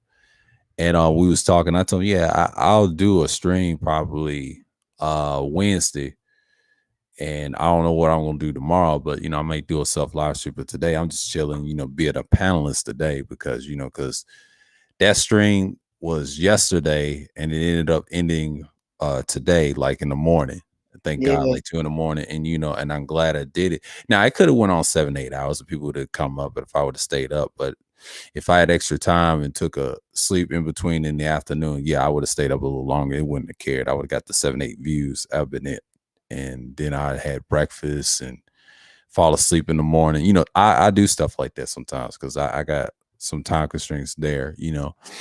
But yeah, Kuda does his like a radio show. Like he normally don't do a lot of hours. When he first started, it was an hour. He started well, a lot of them he said they were deleted. Yeah, he probably did 8 hours the most. But when he started doing those 10 and 11, I understand why, you know, because he perfected what the streams he's done it before. And once he got the extra shit like the radio stuff, when he talks about microphones and gear and audio, that shows you right there. That's talent. That's skill. You can't teach that shit. And that's hard to teach because a lot of people don't have that. Now, podcasting is straight up audio, visuals, and camera, but 95% of it is really audio, and you got to really listen. You got to have a presentation. Everybody's got mic stands. Now, boom arms, to me, they're a little overrated. It's okay to have one, but I tell people it's a skill. You know, you got to have a setting. I mean, the setups are nice. I mean, people are going to look at the setup, but I don't think people care on YouTube because what I've noticed, people rather see avatars or setups. It depends on the person's voice if they like the person or not. And sometimes it's your reputation. That's what people don't tell you. They don't tell you this stuff. It's really about reputation. A lot of people try to say it's something else. No, it's your reputation. People got to like you before they, you know, even subscribe to you. And it took me a bit on this second channel. Now, the first channel I had, it didn't matter because people was liking people it was back then when it first started. I didn't get 2 subscribers without videos. I've been in that lane. And then when I had the copyrighted stuff, I started getting some subscribers. The most I had on my first channel was like 128. That's the smallest channel I've had in the beginning. This one grew when my 6-year hiatus. But see, the first 3 years, I was a small channel. I was trying to get a feel to it, but see, I had a lot of views back then. I was one of the very small channels that had a lot of views back then in 2012. I got a question for you, bro. Yeah. How long did it take you to get to that 1,000 subs, bro? Not much. It took me, I was saying the hiatus, it took me about 3 to 4 years. So in 2019, when that came around, that's how I got it. Yeah. To be honest with you, I only really want to get to the 1,000 subs so I can get that community tag because I just want to be able to share like other people that I fuck with, their channel and their content. Like I just want to be able to share their shit. Oh, it's not that hard to get. You just got to have a right what you call it, subscribers and audience. If they fuck with you, no matter what sectors they in, if you put out a decent pre-record of yourself or anything, you're gonna latch on to. See how I got those subscribers. It's the videos that they watched. I'll give you an example. The Moors of Germany was one, the Moor Science Temple thing. If you mess with those communities and be antagonistic, you get views. And I mastered it very well when I was a very small channel. And it grew over time when I left. Somewhere around 2015, that would be 1 year. 16 was 2, 17 was 3, 18 was 12. It took me about 5 years to get that. And that was in time because they was learning about my channel. You had new people coming in every day. That's the long way. And the short way, if you want to do it, if you're catchy, you like to do the trolling, that'd be like 1 to 2 or 3 years. That's I never wanted to, like, for instance, I know right now, like, because like I'm a very like and you know this because you see me do this all the time. Matter of fact, you and Rashawn both see, like, you know, if I see somebody on some bullshit in this space saying some shit or double talking, whatever, you know, I'm quick to call it out. And I'm right. Call out hypocrisy and that bullshit. Like if I wanted to base my channel off of that and do that and like troll with it, like I probably would have already had way over 1,000 subscribers by now. But my thing is, like, I don't want to build a channel based off of clickbait and, you know, niggas reacting to beef or what they consider. Like I don't want to build because I don't want to build a gimmicky type of channel. You know what I'm saying? Like no disrespect, but that's what the nigga Jerome Whiteside is doing. Like he's trying to build a channel off of. Yeah, but see, that's why he ain't got no content. Like I said on my channel, I told him that before too in the chat. I said, bro, like he tried to stone on me, like, nigga, I got more subscribers than you, and you know, you've been on YouTube longer than me. You a content creator. I'm not. I'm like, bro, but I'm like exactly. I'm like, you hear what you just said? Yes, I'm a content creator. I'm like, nigga, you not. All you is a troll who put people's name bigger than YouTuber names in your titles and shit to try to get clickbait views and attention. But I'm like, nigga, if you actually did what I was doing, which is actually coming up with real content, I'm like, nigga, you know what I'm saying, like you wouldn't be able to do this shit because people prior to what actually people actually believe, making content is not easy. Like it's not as easy as some people think. No, it ain't. It takes skill. Especially if you're trying to come up with original content that nobody else has really talked about or barely has talked about. Like that shit is hard. You know what I'm saying? So yeah, it takes skill. It takes skill to get to where you at. And if you like to do content, now his content is stagnating content. I've seen this shit before. It's just clickbait, bro. All of it is clickbait. Yeah, it's all a bunch of bullshit. No, it's stagnating content. That shit don't last until like 2 to 3 years.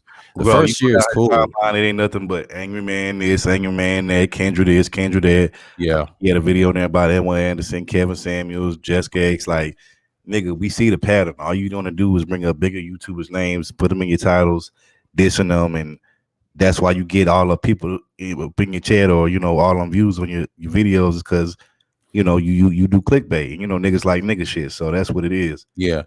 He's have a parlaying audience, kind of like now GMT. He's authentic. He trolls everybody, but he don't diss them. He just psychoanalyze them. That's what he does. And I mean, I did saw the Sky. I skywatched that with Ramil's real name, and I didn't want to say nothing in the chat because I know they was going in. So speaking about that, I'm glad you brought that up because that was just what I was going to ask you next. So how long you think this online back and forth between Ramil and Grandmaster Troll is gonna go?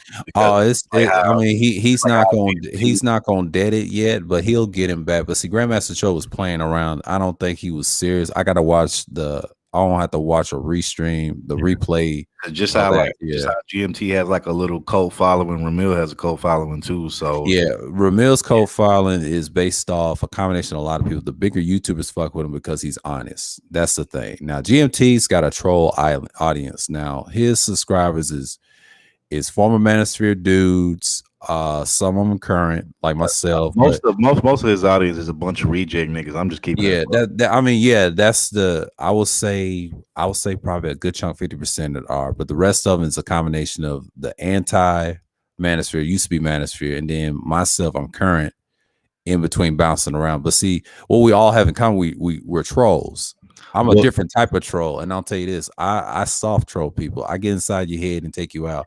What surprised me is I seen Ringo in his chat the other night. I'm like, what the fuck is Ringo? But see, Ringo trolls too. People forget Ringo's not just a brilliant content creator. He's a troll, like wacky trolls. The guy I be having on my panels, we troll, but we soft troll. But when I soft troll, I take elementary words. I take your name and disrespect it like I do with MOT. When I took the man out of his name, he gets pissed off. But when I call him 3-syllable nigga, he don't even like that. Because he listens what I say. He listens what I say. Because see, them niggas, they listen to what I say. Him and Fantastic, because they know they'll get bodied on the panel. And a lot of niggas don't like them. See, I step back and let them fall in the ditch. I let them hang themselves. See, me and Kuda, we know what we're doing. We're just pissing them off.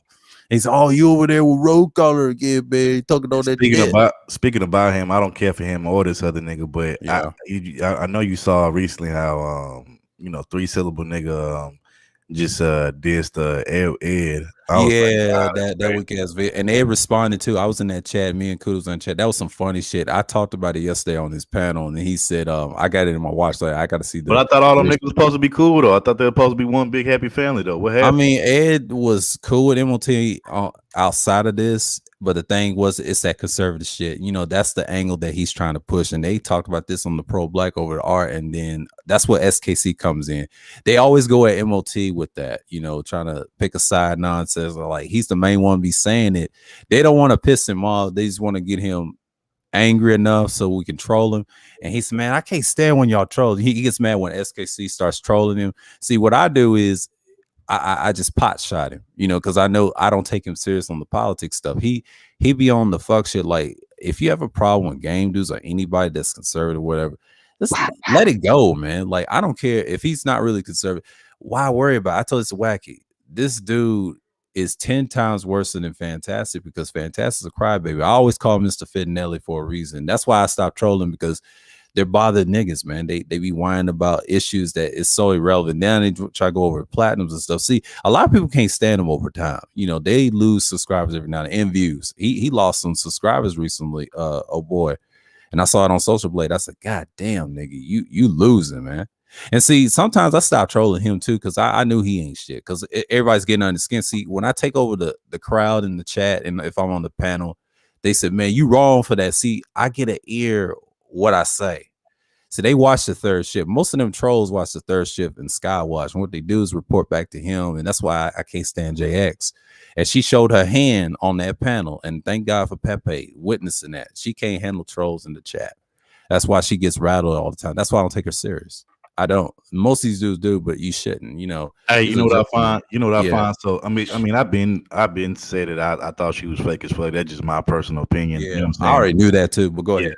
But like I don't know if y'all noticed her pattern as of recently, but as of recently, with all of the crazy shit that's been going on in the manosphere, particularly the black manosphere, notice how like now she's saying, "Oh, I'm not manosphere, I'm not manosphere," but yeah, when she came into this space and they like propped her up and put on that pedestal, she was, you know, "Oh, well, you know, I'm in the manosphere, you know, I'm, you know, for black man's rights shit." And I remember these niggas gave her the title. They gave her the title, the Queen of the Manosphere. And when they gave her that title back then, like almost a year ago, I didn't hear her say, "Oh no, stop it! Don't give me that title. I don't want that title." Like she fully, you know, embraced it and basked in it. And like now she's like doing a complete 360. "Oh, I'm not manosphere. I'm not manosphere." I'm like, interesting. Now all of a sudden you're not manosphere. But just last year, you know, What happened? just last year you was queen of the manosphere. You was like soaking that shit up. You was loving that shit when you know she's gonna end up like China White. That's what happened. They used to prop her up when she first came a couple of years back, and she was the first one with the avatar, and then she showed herself on the pre-record, similar to what Renaissance is doing. You know what the difference is with that though? I don't remember them ever calling her the Queen of the Manosphere. No, they didn't, but I think certain people in certain sectors did because she defended male identified. They called them pygmies, and they all are. And she, Jessica, is a fake one because we don't know what that thing is. She never cammed up. Never cammed up. Never cammed up, man. I don't know what that thing is, man. Now, if it looks like a skunk, if it walks like a duck, quacks like a duck, it's not a motherfucking mongoose, nigga. Fact.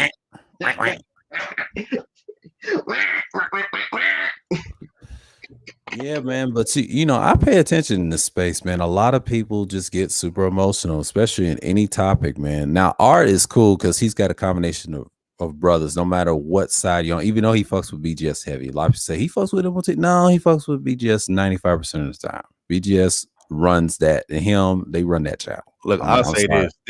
I'll say this. I don't really have no personal beef or issue with BGS, but I've just heard him say some questionable shit throughout the years. Yeah, on other people's panels, and to me, I look at the nigga like I think he's an old fool. Now I know a lot of these niggas in this space, particularly niggas that's older than me, they like cherish him and think he's like it's like a man is for God and shit. But when I look at him, when I hear him, all I hear is an old fool. At least that's what I hear to me. Yeah, most people do. He even said it himself. That's why I try not to take him serious on certain topics. It don't have to be politics, but the gender stuff. Now that I can disagree with him on the gynocracy part. I kind of just stay out of it and I let him be himself.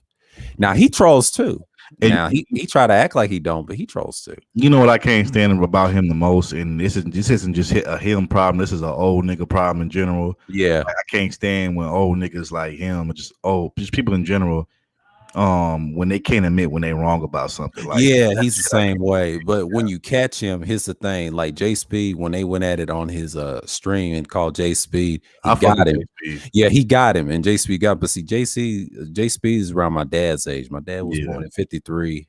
He's born in 52, so they're in their late 60s. So I'm familiar with BGSC. I'm 33. I'm familiar with old Boomer Logic. I fuck with J Speed though. Yeah, I remember old Boomer Logic. Like these boomers, some of them are cool and some of them can be assholes like BGS. Like I get it. I grew up around that, and I have parents from those generations, and what they do is they sting where it hurts. Now he did call the MOT a Spencer. I was there on that panel, and what Kuda was saying. And when I started laughing when he called him that, but I was laughing myself, but I didn't know what to laugh and what to do at the time. This is the time he said, don't come back to my channel anymore, man. He was mad at the time because wherever I said over the third shift, he was really mad because I sided with Kuda. That's what that was about. That's the real truth. And he's mad because I didn't think they was beefing like that. I didn't know. And Kuda said, I tried to warn y'all. He's all his rocket. He was acting a fool over Edwards on the panel. If you watch Edwards' recent stream, he said, this ain't no beef or anything. It's just, he said, what's the problem is? And he ran off the panel like a little girl, like he always does. A little bitch. Yeah.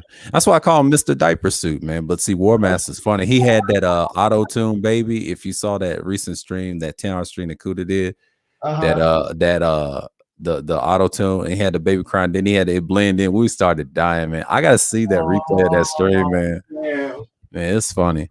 But that just shows you, man, these niggas is weak, man. I don't take them seriously, man. I just don't. And that's why Drone said he was talking bad about you. So I said, quit instigating. So that's the fucking problem. This is why I agree with Edward Anson on this. Niggas like him and Jessica, he was talking about them. Y'all go over there and tell people and stir up shit, you know, and he shut that shit down. Thank goodness. That's why I kind of respect him for that. You know, he's got my respect. EA, you know, the juggernaut. Yeah, he got my respect. Yeah, like I said, I just can't stand niggas in general, particularly old niggas who can't admit when they wrong about something. Yeah, when you catch them and when they wrong about something, and like it's funny as shit. It's funny as shit. He gets rattled, but he tries to backtrack, but his niggas be saving him. I'm talking about people my age and 40 something. I think he probably got beside KS, maybe Obsidian. I think he probably got the worst coat because them niggas, man. Yeah, see, Beasley said that a couple of days ago. He said that I think it was a Saturday. He said the same thing. He said, you want to talk about coat falling now? Yeah, his coat falling can be reasonable, but most of them, I'll say half of them are assholes. I do agree with that, especially on the panels. Like, you know, Edward's a part of that bullshit. And if I was Edward, like, see, that's the problem. Y'all don't think for yourselves. To me, you know, when BGS really got exposed really bad, beside that questionable shit he said a while ago about, you know what I'm talking about. Beside that, was when him and Ty City went back and forth, and I think Ty City. He told Ty City something about the majority of the military tanks they get shipped over. They get shipped by sea. He's be saying some shit like that. By sea or some shit. And then Ty City did a stream proving that most of the military tanks that get shipped over here get actually shipped or get transported by train, by railroad. Right. And he actually had a video showing like a train carrying like hundreds of I'll tell you a secret about Ty City. They're both Geminis, and he told me this on the panel too on the Purple Paradise. He said, I get under his skin. He said this to me on the panel. He told that to PK. I get under his skin. He started laughing at PK. PK don't understand. Both of them are Geminis. He's a younger Gemini. He's just a year older than I am. And the reason he gets on the BGS skin, he knows his past. See, with Geminis, when you catch them in a lie and bullshit, it ain't about being lukewarm. You got to catch them. Yeah. And then once you catch them, they try to backtrack. And it's funny as shit. Out of him with that. Like I said, Ty City actually showed the proof of, like I said, these trains carrying like all of these damn military tanks. And BG was like, they really do that? I thought it was mostly by ship. And he does that. He does that. See, I know he be backtracking. So, but it's funny. It's funny, bro. Yeah. See, that's how you get BG. See, you can't take him seriously what he says. See, take them niggas away. See, JSP showed you. He said, I don't want them to gang up on me. He told them to drop down. He'll drop them down. Now it was a one-on-one, and he said the other word, which called the alphabet group, and he said, no. He said, this is YouTube, man. Like, he's chill, and then let him back up. And he tried to tell the audience, he said, you see, he tried to tell you what to do. And it's kind of funny. He said, you can beat up on young niggas. I'm an old nigga. You can't beat me. You can't beat me in a debate like that. He said, you ain't ready. He told him, you ain't ready. And that y'all need to see that stream with him and J Speed. Like, I don't know what the timestamp, but I saw that, and I did a response stream on that, and I said, damn, that should have been a debate, because I was going to side with J Speed, what he's talking about, family and structure, the SOS. See, BGS comes from that MGTOW Igmore shit, man. I get it, but man, y'all too extreme. Y'all have a bunch of nihilists around you, man. But this is why I laugh at BGS sometimes. His followers do not do real research. This is why me and Wacky talks about it. That's why we don't take his crowd seriously. It's a mixed crowd of a combination of PhDs, ourselves, and certain trolls. And He a lot of times he just does it on purpose. He's uncanny with it. See, when Dusty said, he told me, I used to be a fan of BJ. This is Dusty. Shouts out to him. He said that liquor store joke. And I told Dusty, you can't take him serious when he starts joking with you. See, that's banter. What Geminis do and Taurus do, they do banter. They get under people's skin like Ty City. You can't really get emotional around them because it's a secret what they do. They pick and choose who they want to do. Just like Kendra, she does the same shit. She says the right words to you, and you get rattled, you up out of there. You know, that's how I learned. I have a cousin that was a mate Gemini. They are funny as shit. They'll get under people's skins, and we do the same thing too. It's just that's why I don't take a lot of his shit serious. You know, now I take his black pill stuff kind of like interesting. I do my own and take pieces from it, but the other shit like the gynocracy and stuff, nah, bro, you reach it. But I get it. That's his angle. You know, he's got to sell it to his followers. That's a selling point. I'll say this, and I'm not trying to shit on nobody when I say this. I'm really not like whatever philosophy niggas believe in this space, you know, or even just in real life, you know, hey, you know, do you know what I'm saying? I'm not here to disrupt that. But to me, I don't even think the whole pill thing is necessary. You know, the pill ideology is necessary. Yeah, the Matrix. Yeah, it gets overblown. Yeah, I agree with you on that. Yeah, especially when you're dealing, you know, and I know, like, you know, I know everybody doesn't use, like, some people use the pill philosophy not necessarily just strictly for women, but just for their everyday life, which that's fine with me. You know, I would actually prefer people use it for that versus just the women. But I know a lot of niggas in this space use it. They use it for what? Yeah, I can't stand that. Now the pill stuff, I use it for modern society, politics. That's it. But outside of that, I'm just me. You know, I separate the two. And that's the point I was trying to make is that, like, at the end of the day, like, do you really need any type of pill or, you know, like, philosophy in order to know how to deal with women? Like, to me, like, shouldn't that be like either common sense or like just from like your life experience? It's like common sense. You know, like, what the fuck, like, way before I knew anything about a fucking red pill philosophy or blue pill, or I just use common sense and I use common sense, and I also use my experience with women, and also I use the experiences I've seen of how women treat certain guys versus how they treat other guys, and I kind of just, you know, moved accordingly based off of that. So I'm like, do you really need to have a red pill or a blue pill, whatever, black pill philosophy in order to be successful with women? I really don't think so. But, you know, to each his own, I'm gonna say. Yeah, man. Like, I try not to force anything on them. Just like with the scriptures, I tell them, you know, I break them down for you. And like, I think Tampa want me to do it. Yeah, I just gonna make a historical reference outside of it. I ain't gonna get into it. But a lot of times, you got a lot of atheists in the space too, and I respect that too, because I notice the people that follow me and things like that. I got all types of people follow me, but see, you got to have that type of audience. You know, you got to have a diverse channel. See, my channels are diverse. It's not just one thing. I deal with history. I deal with a lot of things. I try to be fair to people because, especially when you're in the manosphere, everybody's got different beliefs. I'm like, damn, like, what the fuck? Like, they believe in this shit. See, the Igmore kind of bothered me. You know, they claiming they're pro-black, but you got white wives. I'm like, what's wrong with that picture? You know, the pro-black, I remember it's all black family all the way.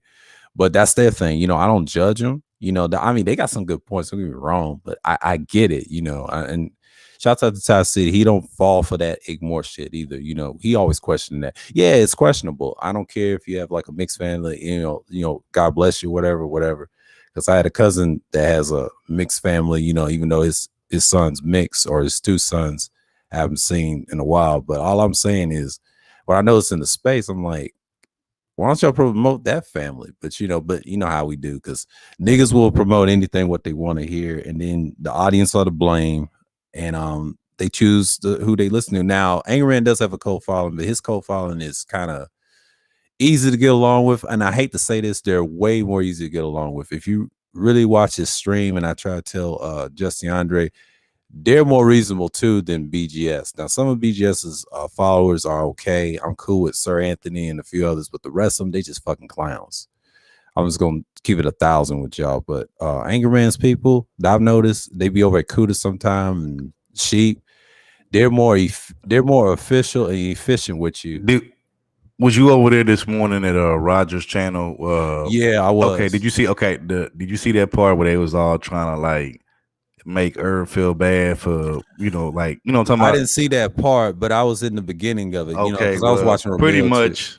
Yeah, you know, I fucks with Irv. You know, Irv's cool. That's my boy. yeah, past the $40. I fuck with Yeah. him, but they basically with it. Like I noticed in this space, like don't get me wrong, I get what niggas are saying. Like you know, in order to get respect, you have to show it. So I get that part of it, but at the same time, like where I differ from most niggas that say that is like niggas automatically think just because they older than you deserve or they you know they deserve your respect. You know they deserve your respect. Like that. Yeah, and it's like nigga, what have you done for me to give you like you could be older than me, yeah, but it's like nigga, if you moving like a clown and operating like a clown, nigga, I'm gonna treat you like a motherfucking clown. Yeah. Like I treat nigga, them all like I don't give a fuck that you older than me, bro. Like nigga, just because you older than me, that doesn't mean that like and that's another thing too, bro. You could be older than me in age, but you might not necessarily be older than me when it comes to like wisdom and how you move in your life. You know what I'm saying? Like I that's never the thing. pushed that. Irv, So- you'll never get that from me because I'm So one they of them dudes. Like I'm totally different. Yeah, but go ahead. I'm just saying they was trying to gang up on Irv. They're like, Irv, you know, you a hothead, and you know, you don't come around. It's almost like they was like low key, like they was dressing it up, but they was basically what they were saying. If you really like, you know, read between the lines, they really was saying, oh, Irv, you they did that with him before. Yeah. They was basically saying if you read between the lines, or Irv, you need to fall in line. You know, there's a hierarchy, all that and bullshit, blah blah blah, and all that shit. And Irv was like, well, nigga, he like, if I feel like somebody doing some bullshit or moving on some fuck shit, like, you know, I'm gonna call it out. And you know, I was the only one in the chat that was actually agreeing with Irv. And I'm like, Irv, bro, I totally get what you're saying. I agree with you. And I'm like, okay, none of these niggas on here, you know, Roger, nobody, you know, on here, big YouTuber, small YouTuber, whatever, can get me to fall in line. Now, if I fuck with you, I fuck with you. And if I respect you, I respect you. But nigga, like, nah, bro, you ain't none of y'all niggas finna be checking me. Like, I know. I did the same thing with Roger when I first subscribed to him. And then, you know, I always call him the Great Reset and Mr. Reset. I said the God of all resets. And what's his other nickname? The Ruthless Nice One. Because he kept saying he's a ruthless, you know, Roger, he's one of them dudes. It's like, it's that BGS hierarchy bullshit. When he's on the panel, it's kind of like he does what Uru. That's one thing I don't like what he does. Like, now, Uru, I cannot stand. Now, he's another old nigga I don't really fuck with like that. You know, he's a clown to me. Now, everybody else, I understand they bullshit. Now, Rael is soft. He can't fuck that nigga Rael. Fuck Rael. Yeah, Fez wearing nigga ass. But he cannot handle white people under pressure, man. Rael's a sneak diss and throw rocks and hide your hand ass. Yeah, that's how he is. So fuck that nigga Rael. And last time I was on the panel with him, it was on the Brain Trust. And we was debating about, you know, conservatism and things like that. And I know he used to be cool with the 3-syllable nigga, and he unsubscribed to him probably prior that early last year or something like that. And I was like saying to myself, I was like, well, ain't y'all SYSBM brothers? But see, they're fragmented. The only ones I like in SYSBM, they're consist like Sigma, the Jones brothers, what you call Straight Shooter and Mad Bus Driver. I'm cool with them. At least they honest with you. They don't even fuck with the manosphere like that.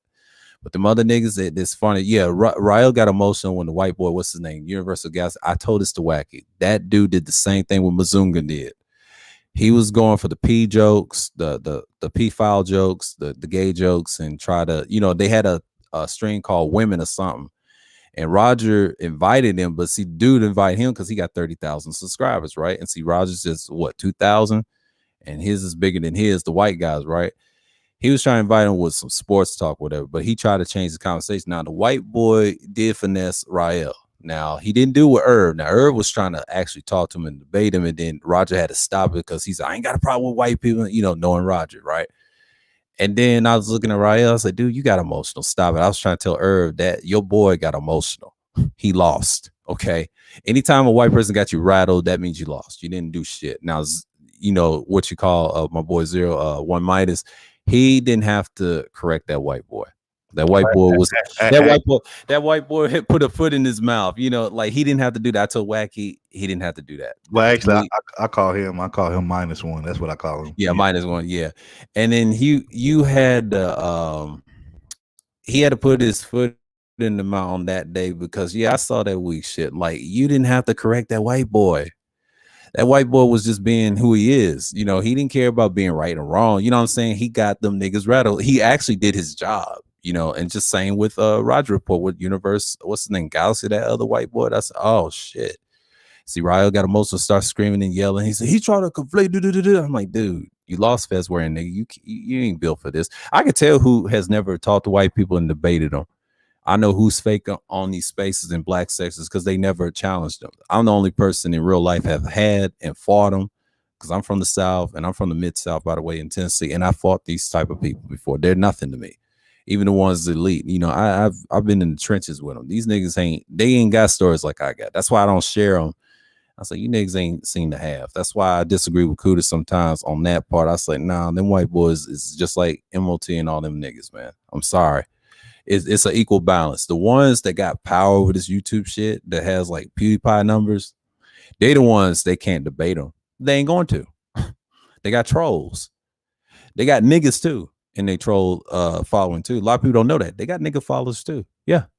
Yeah, I already know. Yeah, I know. Yeah. People don't know that. See, that over there, mainstream manosphere, they got niggas over there. That's why I agree with Zero was saying they got over there. They niggas in white face. Yeah. Yeah. So and it's everywhere, you know, and that's why I don't care for Solo. See, him and they're funny though. You know the type of niggas you're gonna find over there, which they'll never show themselves because they don't want to be out and looked at it. Yeah. Type even the white people too. They ugly as hell, man. Yeah. And the funny thing is, they're jokes and they're not that smart. The smartest white person is quiet. He's the one that barely cams up. You might see his Instagram picture with a suit or dressed like me with the Oxford shirts. He's the type of dude that you don't hear about. He's kind of like Dr. Holman type. You know, I'll tell you the type of niggas you'll find over there, bro, that be over there in the white manosphere and shit that be, you know, like holding on to everything that they say and be just talking so much shit about black folks. Is the same type of nigga that Bernard interviewed that one day with the damn Confederate flag in his background. Yeah. That's what you got. That's what you got. Exactly. Thank you. See right there. Now I ain't the only one seeing that. I was trying to tell that Kuda, no, they got niggas over there that just see niggas don't understand this about me. Even though I'm from the hood and I grew up in the hood mall, like I went to school with a bunch of white, you know, like same here, white kids and rich kids. I got white friends to this day. Like, I got some old white friends too. Yeah, these ain't no trailer park trash white dudes. These is like, you know, they family got money. Like I'm talking about like old money. You know what I'm saying? Old money. Yeah, I know exactly what you're talking about. I had friends like that too. Yeah. So you know, I know what they be thinking and you know how they be feeling like, and you know, like I'm not to throw this conversation. I'm just gonna like briefly touch on this, but not to get into deep. So like, you know, when they be having these discussions about the whole divestment community. And, you know, these bitches getting, you know, fucking with Brett. Like, and I've said this because, okay, so the high school that I went to, it was like maybe like a handful of black kids, and I was one of them, right? And so when I was on the basketball team, majority of the kids was, you know, you had like maybe 2 or 3 black dudes, including myself, and then you had like mostly white kids and like a few Hispanics, right? So you know, these are niggas that I actually, you know, are motherfuckers that I actually, you know, play ball with on the team with, you know, kick it with after school and shit. So, you know, we would talk and, you know, sometimes we would go after school, we'll go grab lunch together. We'll go to our little favorite little restaurant, a little food spot or whatever. We'll just sit down, talk, you know, amongst, you know, fellas and shit, you know what I'm saying? And, you know, we'll talk about, you know, women and shit like that. And, you know, I remember, you know, they was like, yo, third, they was like, you know, it's like, we notice you really don't be really, you know, fucking with white girls like that. Like, why is that? I'm like, really? Because I'm like, I just don't really have a thing for white girls. Like, they never been my cup of tea. You know what I'm saying? Nah, and I told them, I said, I'm not going to sit up here and act like there aren't any attractive white women out there. Just, they don't really do nothing for me. And I'm like, the ones that I do find attractive, even though I really don't fuck with them like that, but because I just don't like white girls like that. But I'm like, the ones that I do find or that are the most attractive to me are probably like the redheads. But outside of that, I'm like, I really don't care for white girls like that. I'm like, I like chocolate and brown girls, you know what I'm saying? Like brown skin girls. That's what I like, you know what I'm saying? And so we was having like a real discussion. And so I asked, you know, the white guys, I'm like, do y'all like black women? Would y'all date a black woman? And pretty much what they told me is that they would date a black woman, but pretty much they're only gonna date like the same type of black woman, and it's like it's the same type of black woman, but it's 2 different types. So the first one would be what they said they would date would be the black chick that's from pretty much she doesn't know nothing about urban culture, hood culture, or the ghetto, nothing like that. Like she's like a non-urban girl, pretty much a suburban girl, and like she's half black and half white. One of her parents is black and the other one is white, and then the other black chick that they would date, she's completely black. Both of her parents are black, but like the first one, she don't know nothing about hood culture. She's a non-urban suburban girl, but both of her parents are black, but both options are like, like I said, they non-urban, don't know nothing about her, and they both kind of sound like valley girls, and they suburban girls, and both of their parents got a little bit of money and probably come from a little bit of influence. But them the only type of black women that they told me that they would date. Pretty much what they were saying is they not finna date Keisha from the hood. They're not finna date no right. ghetto or no hood chick. Like that's not what they finna do.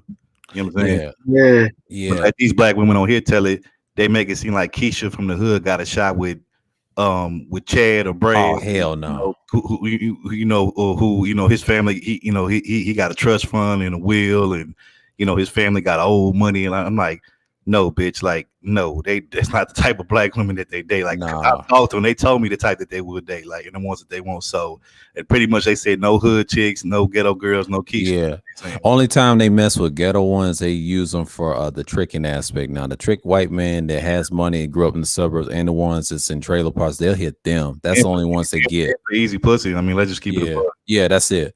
And the ones that they want that have a family that has rich money, I've seen this a lot in Tennessee.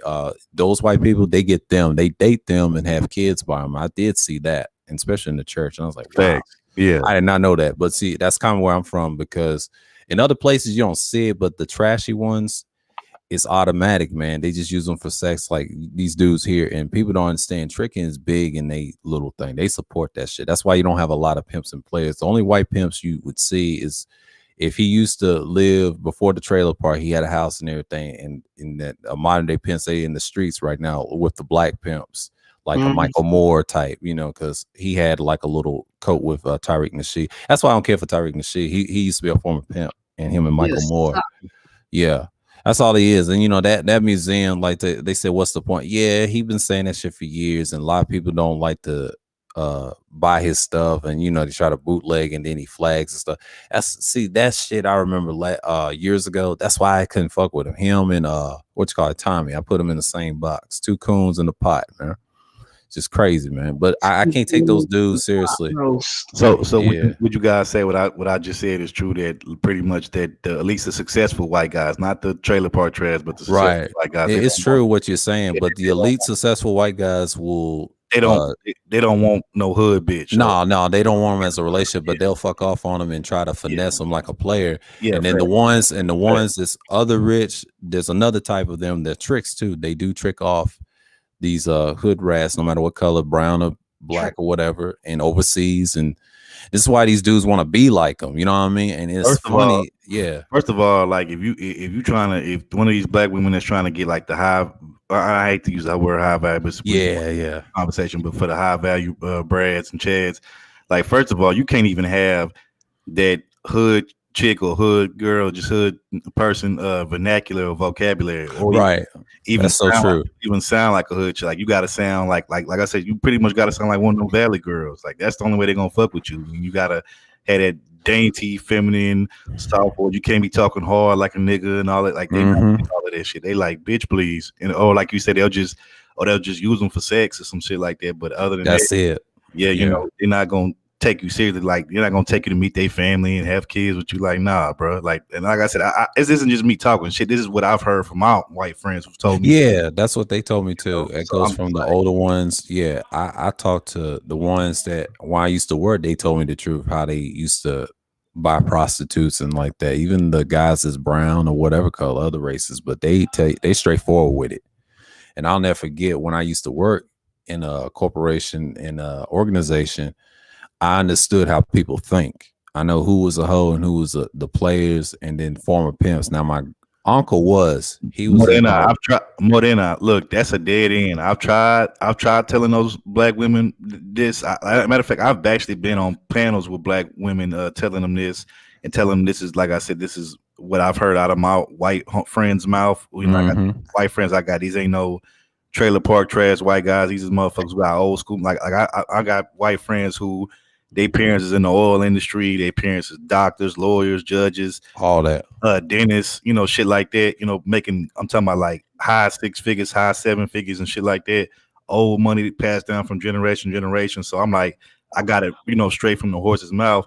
But when I said that, all they did was, oh, nigga, you just don't want us to be happy. You don't want us to level up. And I said, okay, I said, all right, cool. If, since I got to figure it out, you know it all. You got to figure it out. Okay, go try. Hopefully, hopefully successful in your endeavor. But, when you come back, you failed attempt at, me trying to give you the game and trying to, put you up on shit and trying to give you a warning, then hey, don't be coming back here mad at me and mad at the rest of the world. Like I tried telling you, but you ain't want to listen. So I just kind of just back the fuck up and just let them have it. You know what I'm saying? But yeah, I tried more than that. They didn't want to listen to me. They thought I was just trying to hate and trying to stop them from being happy. But it is what it is.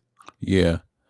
And that's just how it is, man. Because what I've noticed, people don't understand. Like I deal with these people all the time, but when I was in that workplace, I already know who was the player and who was the pimp in those days. And I had an uncle that used to be one, and I think my dad told me he used to rob a bank. This is like after Vietnam. He used to be a Vietnam vet, and the gangster stuff came later after he followed the path, like most, I would say, boomers in that generation. And then he had the player pimp aspect. He had hoes and everything, but he was bold with it. This is my, I would say, half uncle or something like that. Yeah, my half uncle. And my mom was like saying, he was about that street life.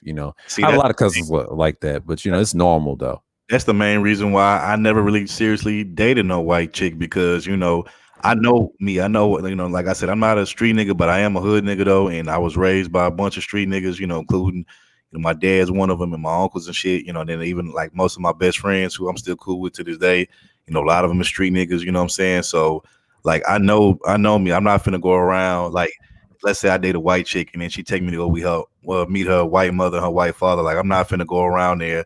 Like, I mean, I know how to go around other people and act like I have some damn sense and, know how to, act like I have some damn home training, because I do, but I'm not finna go around them and put on this fake white voice and be like, gee whiz, oh golly, like I'm not finna do none of that.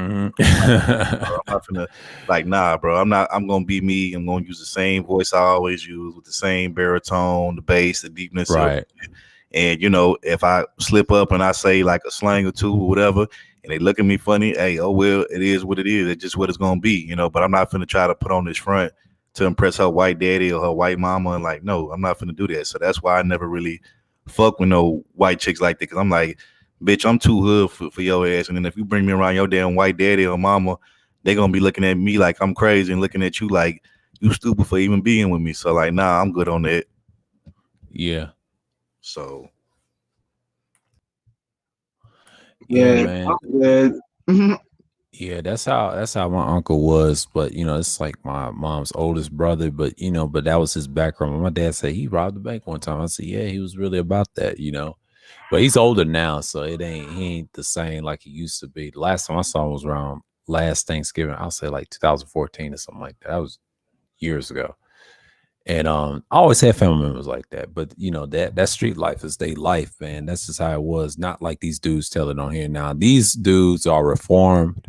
What did BGS used to say? He said he told what's his name? George Megan. He said, nigga to nigga, trying to leveled up with him, even though he went to all white schools later on in his youth. Now, early youth, it was all black schools and white. And then in California, wherever part he moved, when his parents moved out the hood, he went to all white schools. That's what he was saying. But he was trying to tell George, nigga to nigga, and it was kind of funny how he said that. See, he could be condescending too. And that's why I try to tell Dusty, you can't pay attention to his condescending jokes. He's trying to get you rattled. That's how, since Dusty's a Pisces, I try to tell him, dude, that's what Geminis do. They try to get under your skin. You can't let them get the best of you. And what I've learned over the years, when I was young, they always do that to people. It's just like what we do.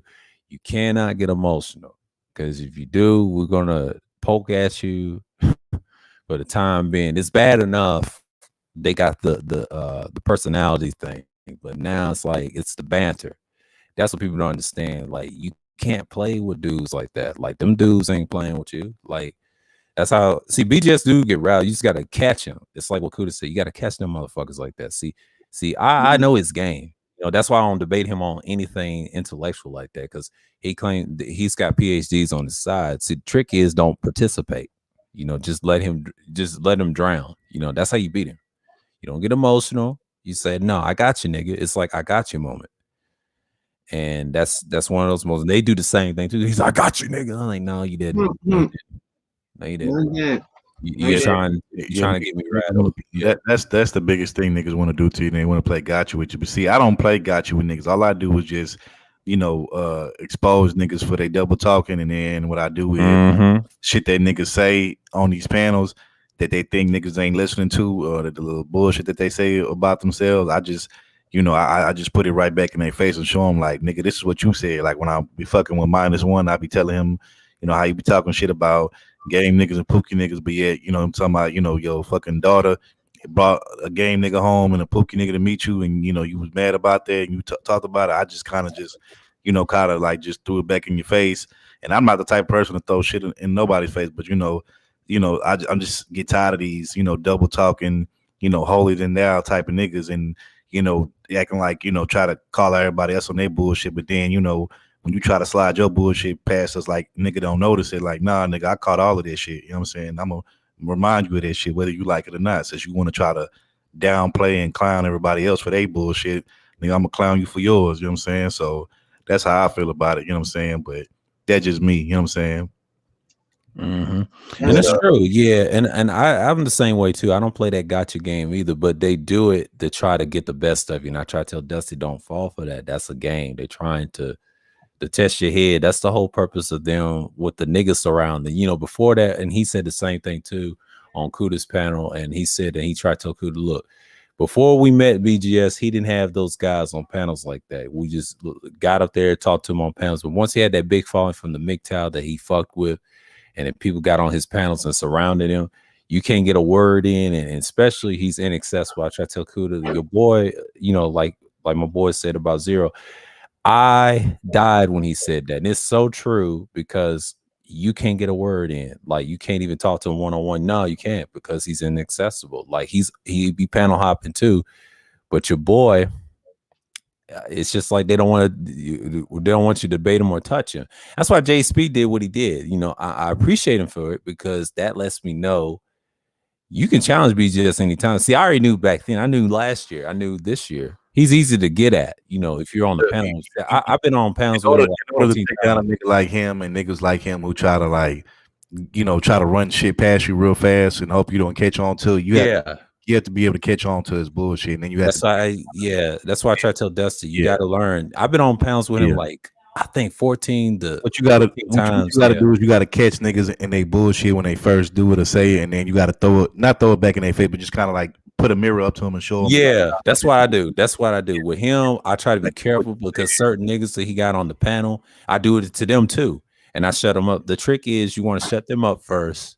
He'll fold. See, he likes to jump in and cut people. And see what you do is when you make BGS or just any nigga like him who they consider to be an OG in this space. Yeah, when you clown them and when you show them to be double talkers and hypocrites by not necessarily roasting them or using Ed Hobb in his back. You don't even have to roast them. No, but just using their own talking points against them and exposing them with it.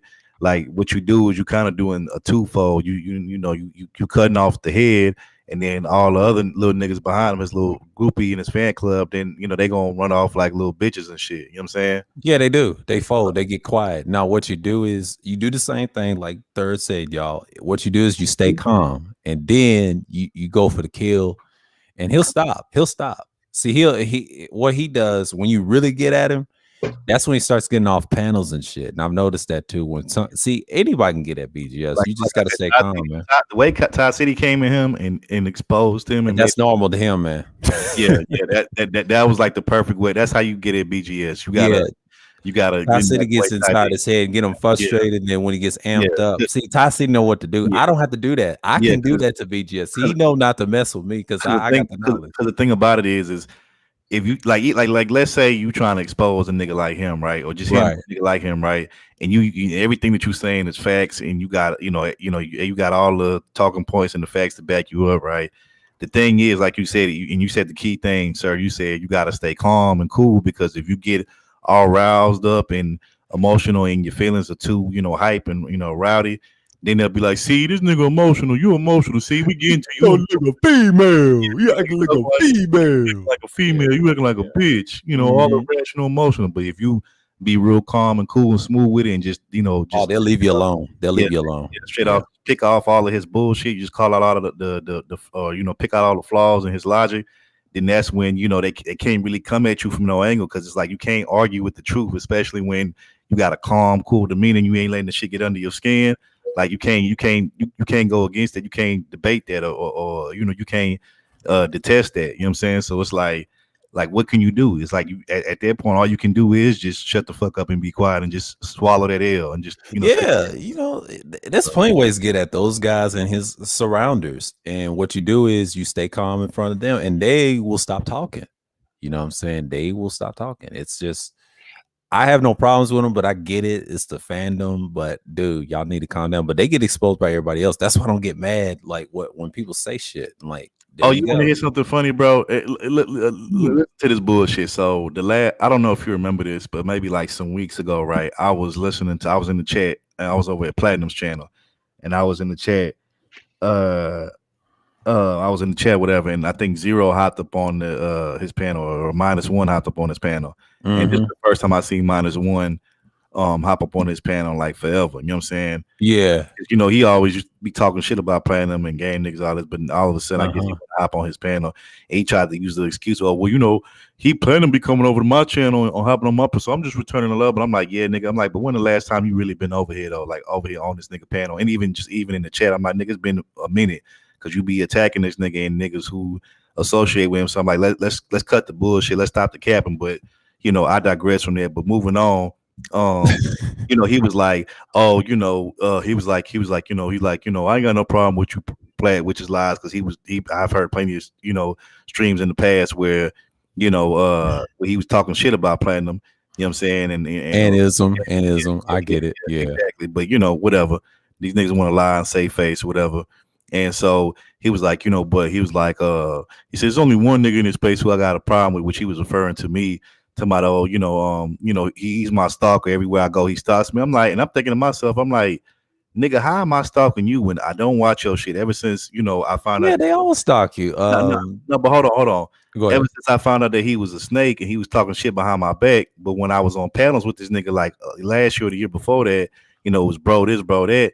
Like I quit coming to your channel, I quit fucking with you, watching your shit. I don't even watch your shit from the clouds, bro. So I don't really know what be going on unless somebody tell me what be going on over here on your channel.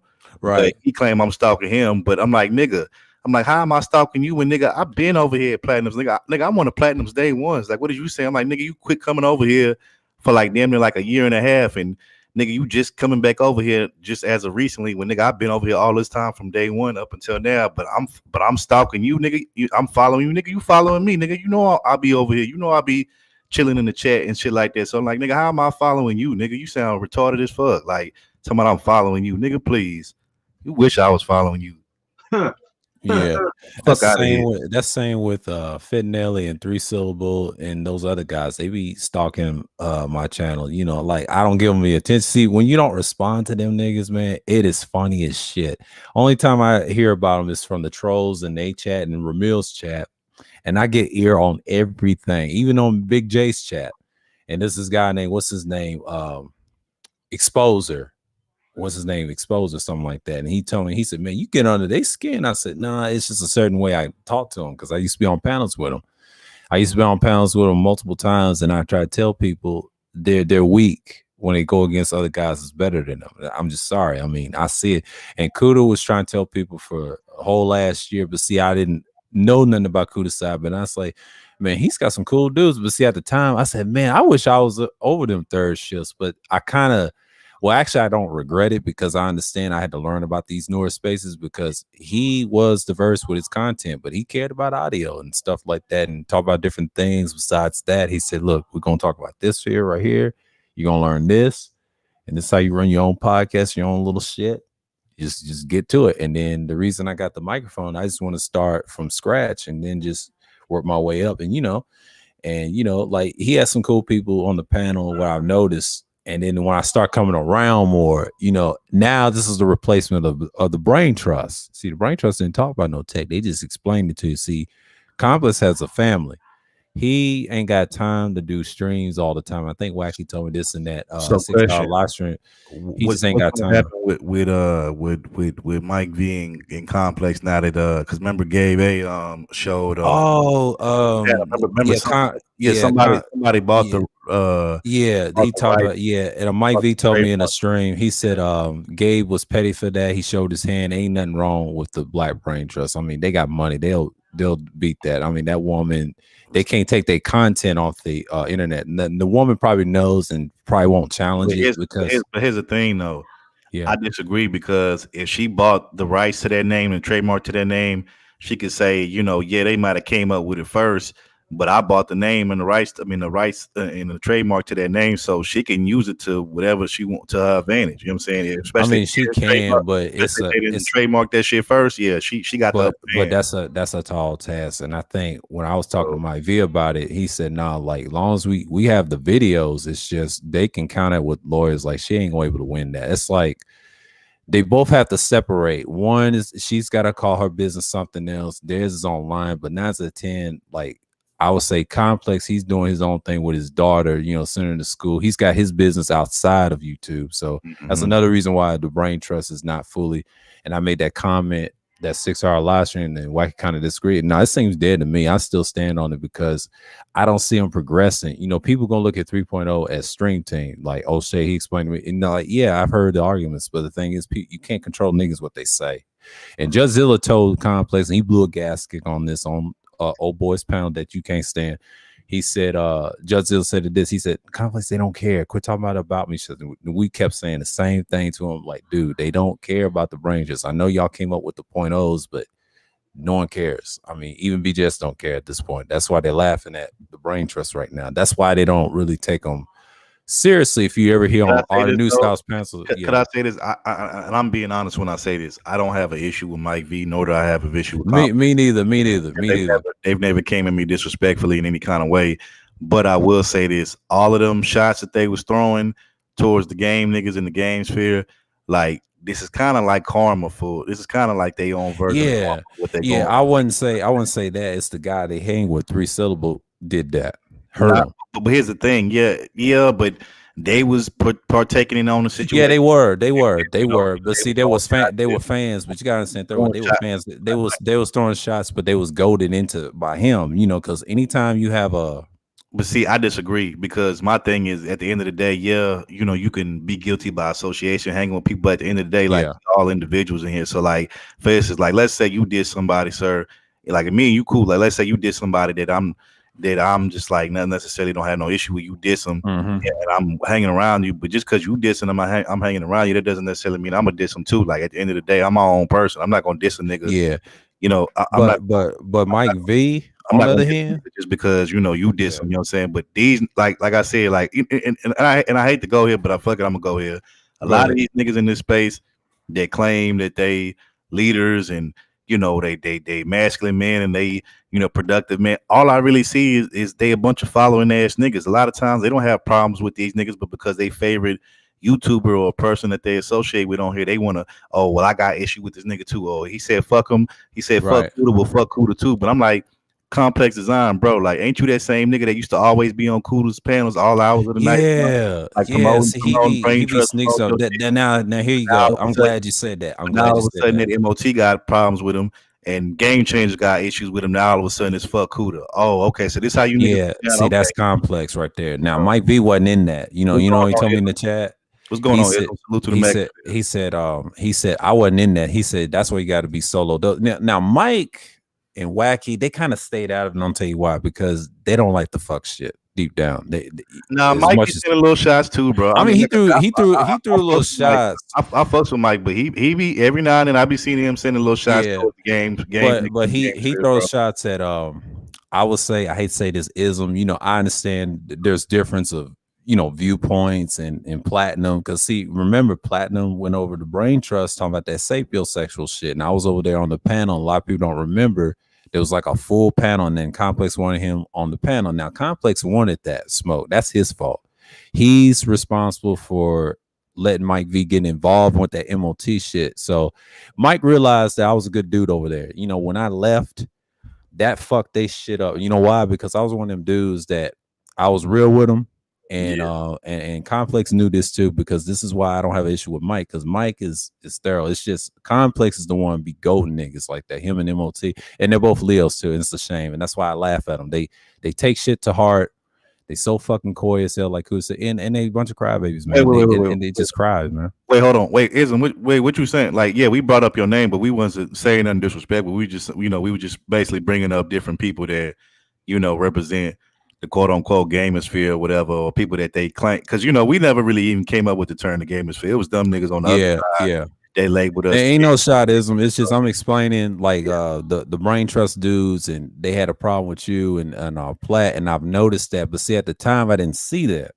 I didn't see that. I didn't see that. But thanks to Kuda, he was trying to say, we basically just going over, this manosphere history was going on. We all that been going on. What's going on within the past year? With the Kuda, niggas leaving Kuda out to dry, and the same thing. And then when I saw the old boy on the panel with that February stream, and when I saw with Platinum, and I didn't like how they gang up on him, and I saw it was a 16-hour stream. And what did Fasten told me? He private that stream. Of course he private it, because he don't want to be challenged on that. Yeah, but then that March, Ism, you good, bro? We ain't got no issue with you. We ain't got no issue with you, Ism. You cool. You cool, man. You more than welcome. We basically going over recent manosphere. We was as I was saying, like that Kuda thing in March when I first met him, and see, I didn't know much about him. See, they used to big him up last year, and I'll never forget it. And it's just like it was yesterday. And then when I was thinking about the March thing, I'm over it now. But when I learned about him, I said, man, it's nothing wrong with this dude. I think I said something in the chat, and he heard me say it, and I was talking to New at the time, and I didn't care for that weak ass debate with him and Fanta. I just didn't with the mics and stuff. I didn't care about that. Remember this, sir? I know Ism probably remember this, but I don't know if you remember this, sir. You probably do, but okay, so I can't remember how many. This might have been. I want to say this might have been 6 months ago. I want to say, but do you remember that stream that Kuda had where he basically was calling out all of the people that left him high and dry to hang, the people that I remember something like that. Yeah. So he had a live stream, and you had a lot of people hopped on that stream. I hopped on that stream. I think Angry Man, Platinum. I can't. Okay, Ism. Mm-hmm. I can't remember if Ism hopped on that panel or not, but I think he was in the chat. But I think Angry Man hopped on the panel. I did, Platinum, and a few others. But basically, them niggas, -1 and all of them niggas over there who used to be on Kuda's third shift all the time, and then like they basically flipped on him and left him high to hang. They tried to basically make it seem like the reason why they quit fucking with Kuda and they left him, high and dry to hang out by himself, and just like left him, like left Kuda for dead, so to speak, is because they like, well, once them game niggas like Ism and Platinum and Angry Man and all them other niggas came over there and started fucking up the vibe, we didn't want to be over there no more, so we left, and we went over to our own side of shit. But it's like, no, bro, bullshit. No, it is bullshit, and that's why I hopped on the panel, because prior to that, I hadn't hopped on the panel. I was in the chat, but as soon as they said that, I hopped right on the panel. I said, nigga, bullshit. I said, you know how I know that's bullshit? Because I said, nigga, I said Ism and Platinum and Angry Man and all of them. I said, nigga, they was around when you niggas was still on, still around and still over there at that time. I said, really, when this whole bullshit got started and got divided is when Kuda started talking about game, every day or every other stream. That's when y'all niggas got in your feelings and felt some kind of way, because you like, man, how many times you gonna talk about game, man? Every time you do a stream, you talking about game this, game. I'm tired of it. But yet, it's like the reason why Kuda kept talking about it is because you niggas, want to talk about game and want to criticize game, but yet y'all the same ones either talking about game and criticizing the same niggas that need it, because they up here talking about why bitches don't respect why these women don't want to give them a chance. And it's like, that's why Kuda kept talking about it. They don't want to on their punk ass faces because they little girls. Bunch of fucking girls. But the thing is, that's part of it. But the real reason I found out, like he told me the real truth, is really when Anger Man starts showing up. When I start seeing them old streams, like y'all was good at once upon a time. And then see, they used to come at Platinum. I saw an older stream when he first started coming around, right? and it was teasing Platinum. I think Judge Zilla, he said, you always do is want to blame, you know, because Platinum has his own character. And I told Platinum this on the stream. He said, Platinum, you've been consistent ever since last year. You know, he sounded the same, and he's been like thorough, and he appreciate, you know, the comments. I said, no, you always stayed on message, man. You've always been that character. But see, I didn't know much about Platinum at the time last year because I was over there and I didn't know who they was throwing shots at, you know, because the first time I saw Platinum, I think him and 3 Syllables was going at it in a debate because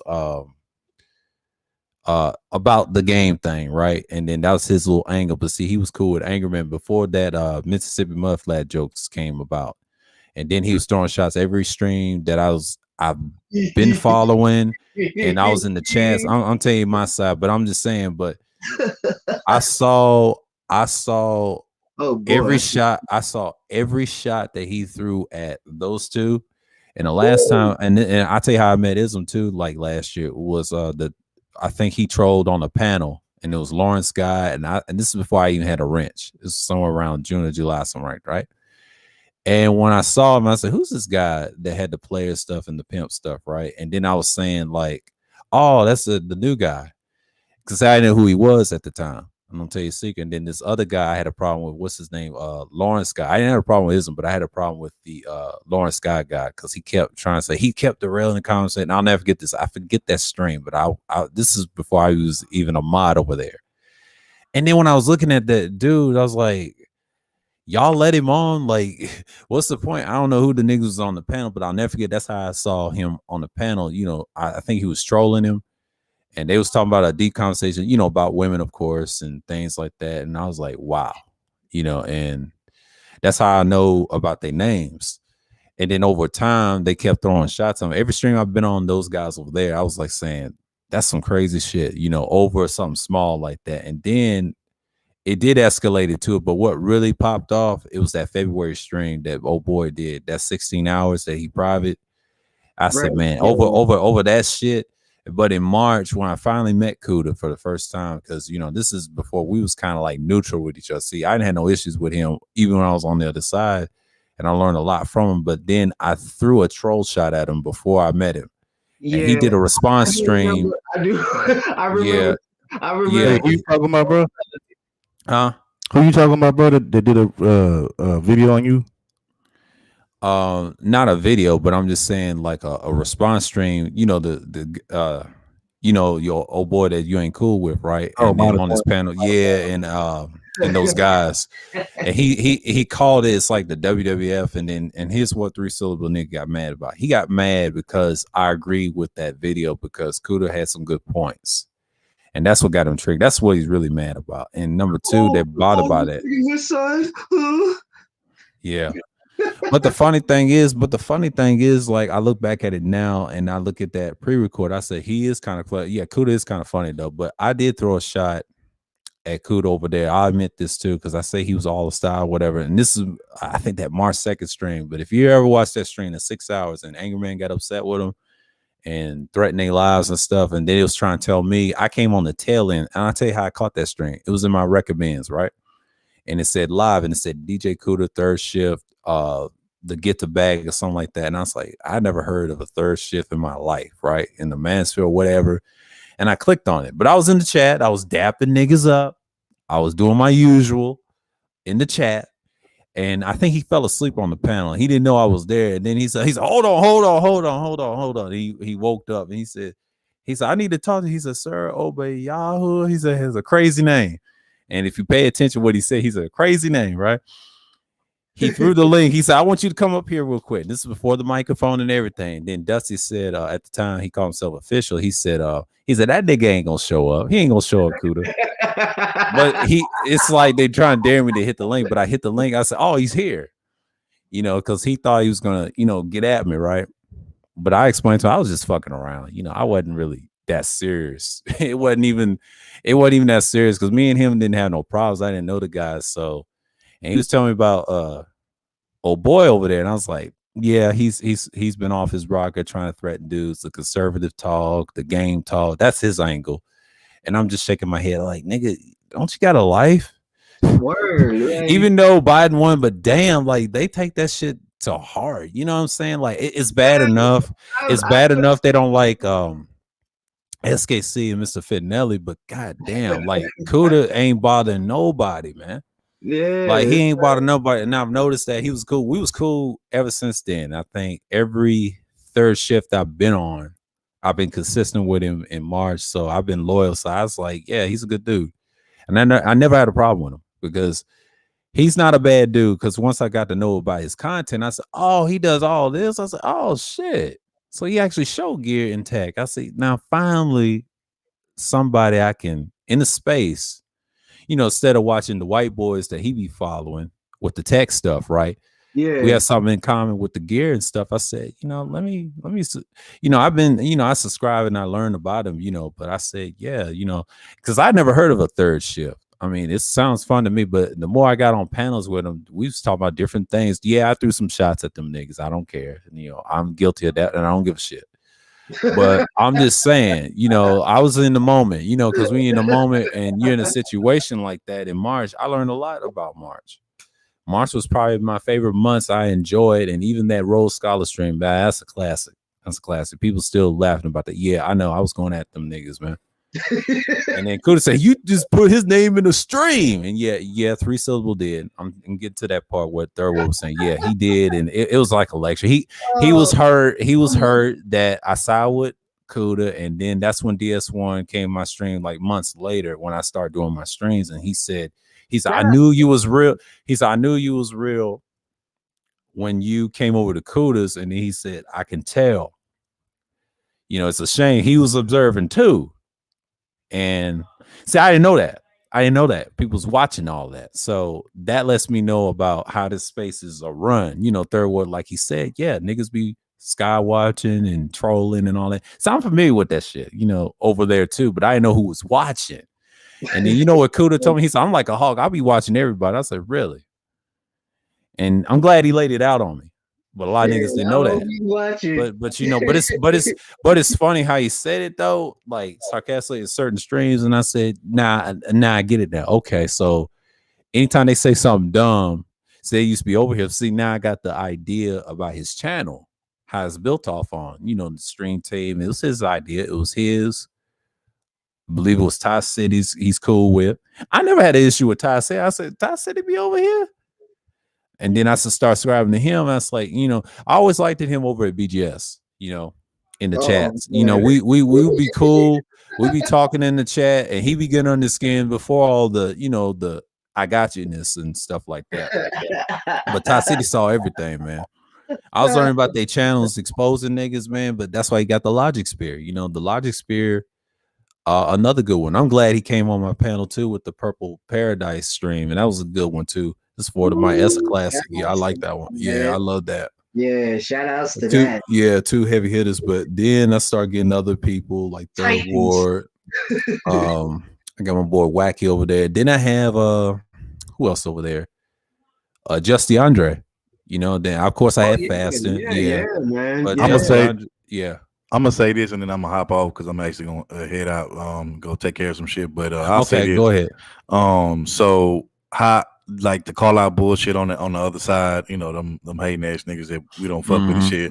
Like when they tried to blame Ism and Platinum and Angry Man for why they left Kuda and you know quit fucking with him.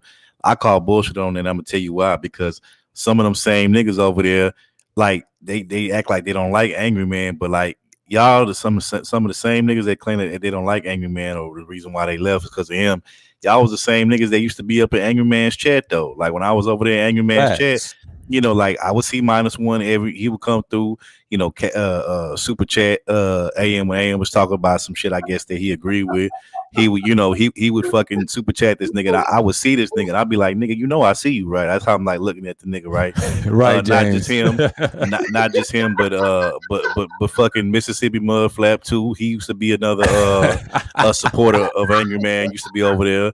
And then fucking then you got goofy niggas like fucking Aegon bitch ass. He you know he be over there and fucking you know, a matter of fact recently he was just recently Angry Man's chat when I seen that when Angry Man Ramil. Yeah. No, the one where he was Angry Man was explaining the buy-in of the trademark of the Black Manosphere name or whatever. and with You know, Ramil, with yeah, Ramil, with Ramil, I saw that. Aegon all of a sudden pops up, but I'm like, nigga, you were just talking shit all these months about Angry Man on all these other niggas panels, but now you want to pop up like, come on, bro. His whole ass. I don't fuck with him. I call him Polygon. Yeah. Polygon. So Fuck that nigga. Yeah, so I'm like, that's why I be like, man, these niggas are so damn fake, bro. Like all you niggas act like y'all hate Angry Man, but literally, I've seen you niggas super chat this nigga like I'm talking about like within the past year. I've seen y'all super chat this nigga, act like y'all was cool with this nigga, but when that whole divide, when the game debate, when the game debate started and split the two sides. Now, so man, fuck Angry Man, but you just donated like $20 to this nigga, like what? Not even months ago. Like, come on, bro, stop it. Yeah, like shut the fuck up. Mm-hmm. Like, yeah, it's sad, man. But I laugh at dudes like that. He the one got me started with the divide with me and Fantastic. But see, over that Sapio comment with his wife, and I think it was on Bernard's stream, and I think Jerome said that he was there. Yeah, and Aegon said something at old boy 3 syllables chat. It all started in the chat. And then he told, Mr. Finelli about his problems about the sapiosexual comment. And, knowing him, he's stupid. Like they put a battery in his back. And it's funny, man. Like you niggas is weak, man. This is why I don't fuck with him in general and Mr. Finelli because of that. If they make things right, we're decent. I just ain't gonna fuck with y'all in y'all shit because I know how they get down. And the sad part about it, and then see Complex, I lost respect for him when he tried to jump in on that game bullshit. Like, see that right there, that's childish. I thought you was smarter than that. You ain't even built like that, bro. Exactly, bro. I noticed that too. And like I said, that was right around the same time I saw him throwing shots towards Kuda and game niggas and even Mike V. And I was like, man, I'm like, I thought y'all niggas was cool though. Like, what happened? And I'm like, man, I see you that's niggas that on MOT aura. Yeah. I'll tell you why. That MOT, that political shit. This is why Trey and David be on their heads and SKC, they be trolling them.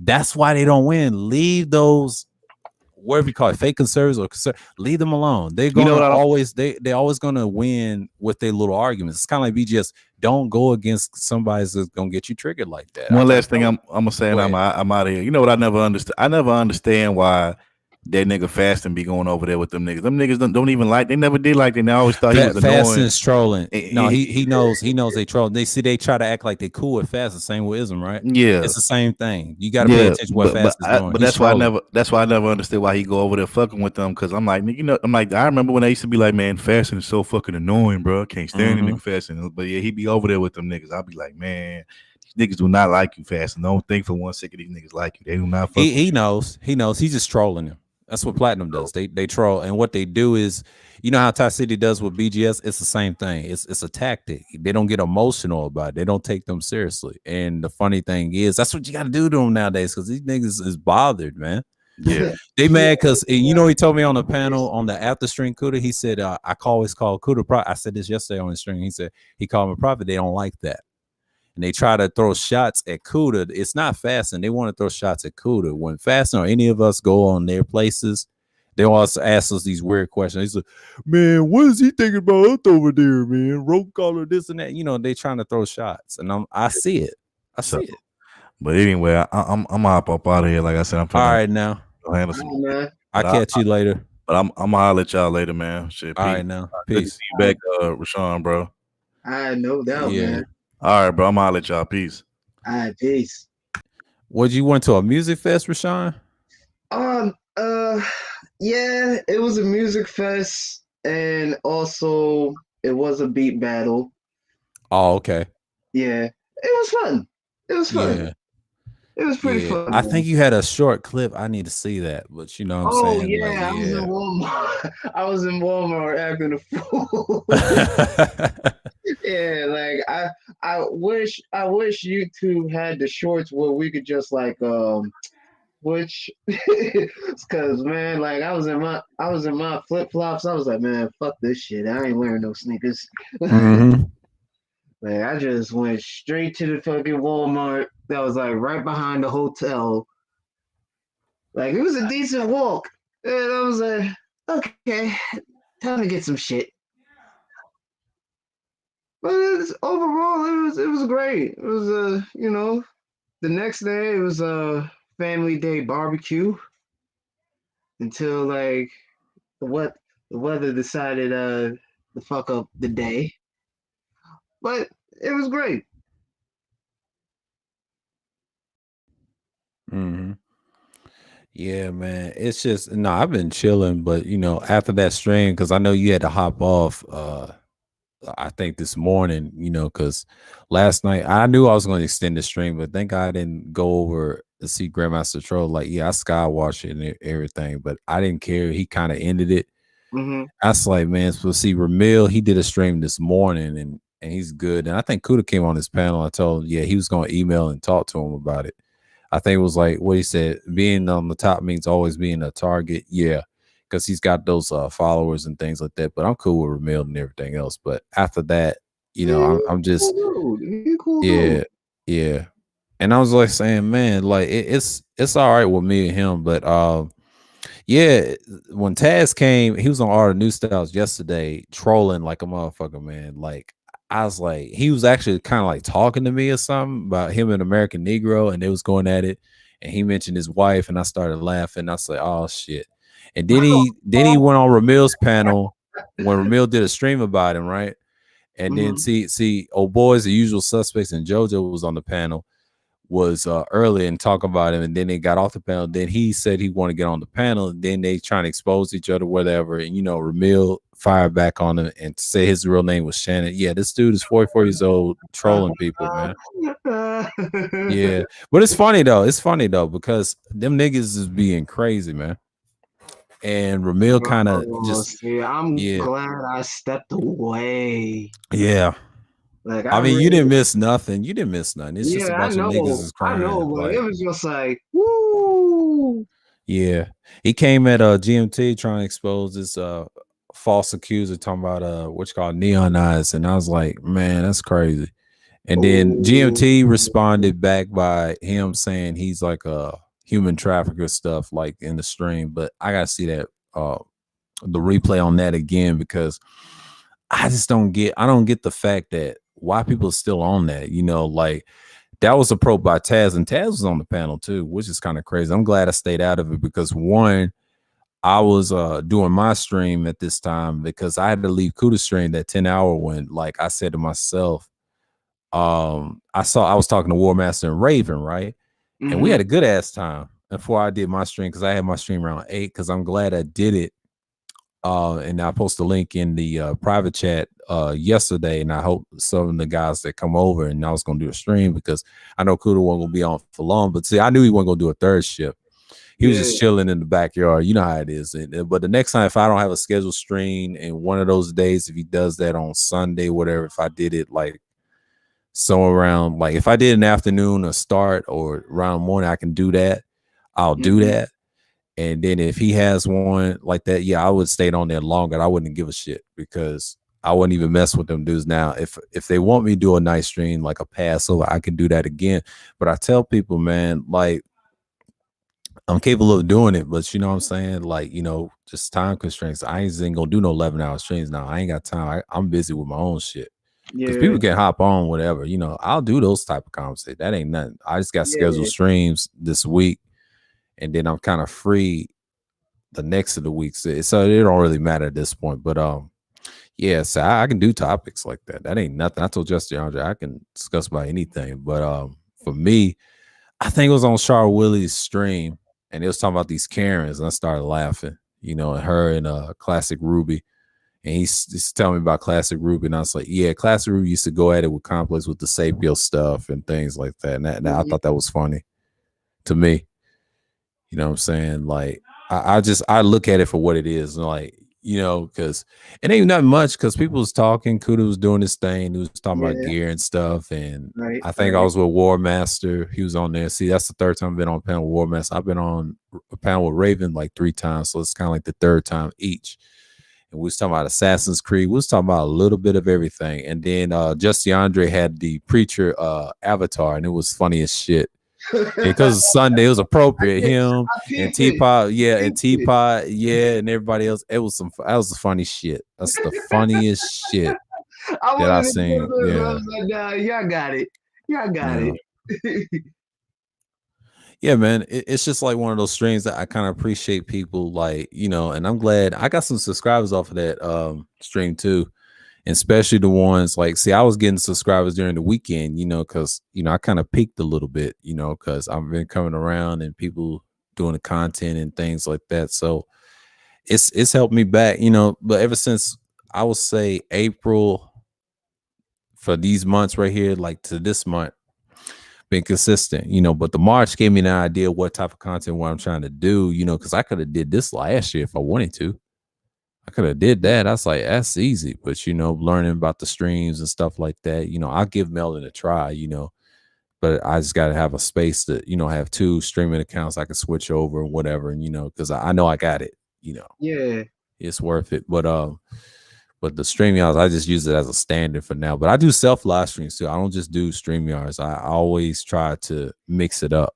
I was gonna do one today because it was raining. I said, no, I'm good because ain't that much outside. But I'll do it probably tomorrow when it's warm and whatever, because I know it's gonna be sunny tomorrow. But Yeah. but the thing is, I'm good. So Man, these crackers got me up early tomorrow. yeah, I'm like, damn, son. Because what happened is what happened is corporate is coming. So I'm like, Mhm. damn. See, I should have told Mhm. told you I'll be back Wednesday. Yeah. Fuck all that I shit. saw Platinum Stream, man. I thought it was wild, man. They had everybody on that panel, and then Red beat, man, she be at it, boy. So Oh, damn. I don't be over there like that. Like, I'm glad he came back. Shouts out to Platinum, but that Oh, was damn. a nice stream. But a lot of people had to tone it down though, man. Like, I'm over at Arts right now because I know there's BGS and Mike on, and and what do you say about Irv got it? Yeah, they always do that to Irv. One time he was crying about his past on a panel, which is sad, but he needed help, he needed therapy. And I was kind of siding with that, and he had like a problem. I think it was last year. It's a good dude, and we talked, we met each other from Roger, same with Auntie and things like that. And I'm glad he came a long way making his channel, got a little avatar, he showed himself. I have to on my shit. And yeah, man, it's just he came a long way. We both did. But see, it all started when we sided with Kuda, man. Like, that's just we elevated ourselves, but we had the content, but we just had to embrace what we was doing. So it wasn't no problem, Yeah. And it's just like, yeah, I think I shared this stream the other day ago. He was talking about Cynthia G interrupt the brothers build. Yeah. And I had all this. Okay, so Sunday Smoke. Yeah, I had Sunday Smoke. I was like, oh, I was over there. Yeah, that was a good stream. He was outside his backyard. Wait, oh wow. Earl was talking about that yesterday. That was like 21 hours ago. Yeah, I got it on my community tab. That's a lot I got.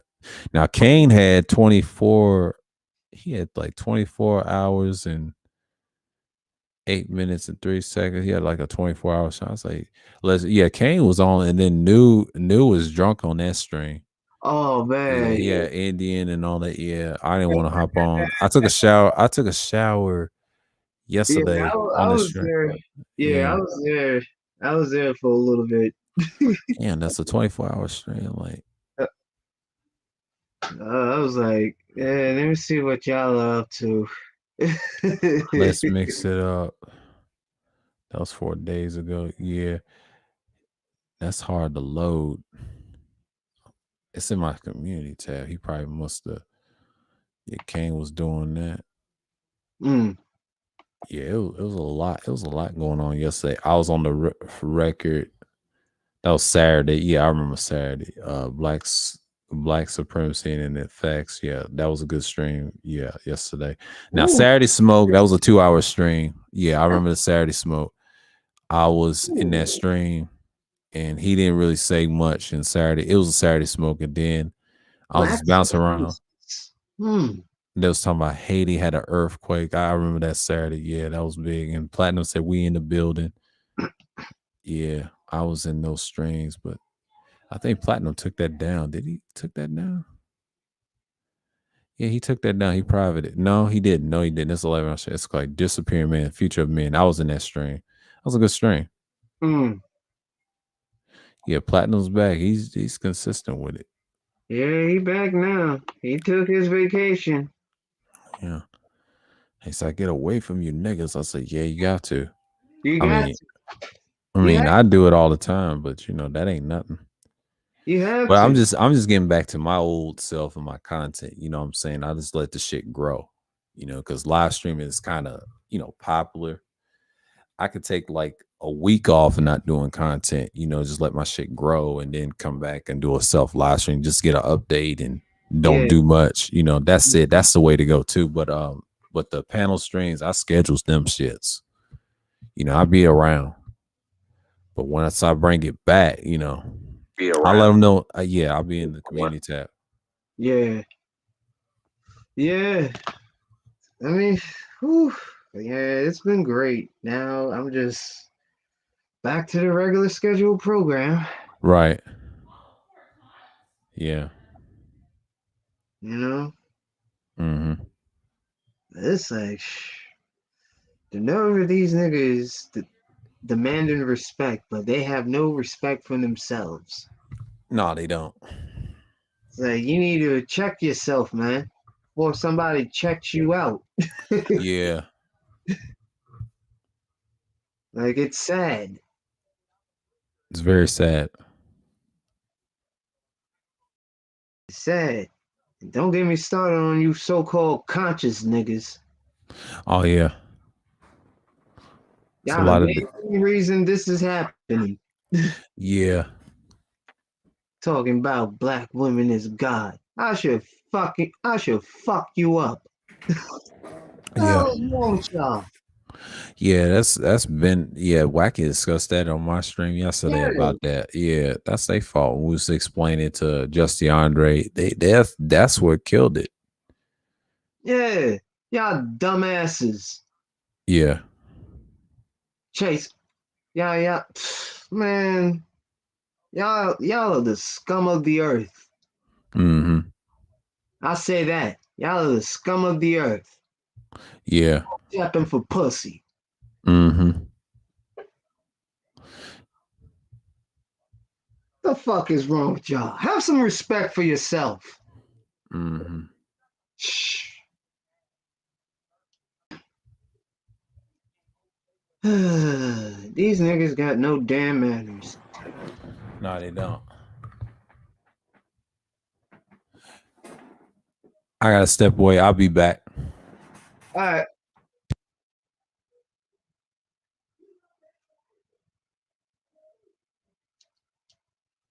It's bullshit, man. It's bullshit. I don't like it. I don't like it. I don't like it. I don't like it.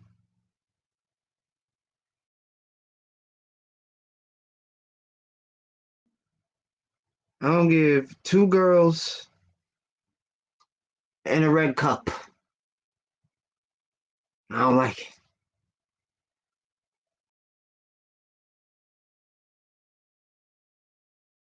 it. Man.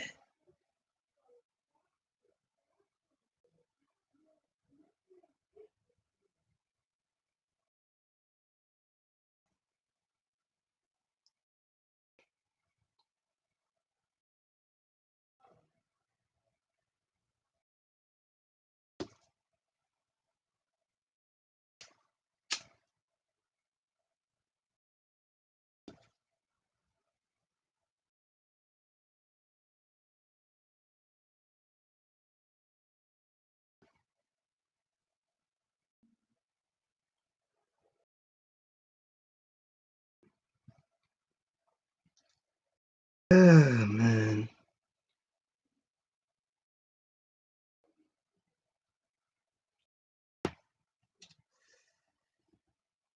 It's ridiculous, man.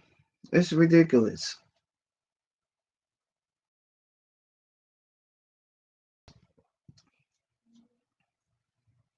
See, when you don't value yourself, your emotions start spiraling out of control. People need to learn to exercise emotional content. Learn how to master their emotions.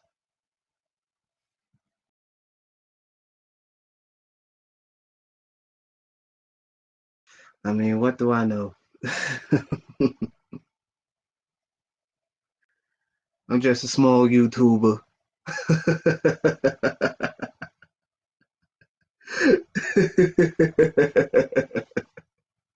I'm just a small YouTuber, you know?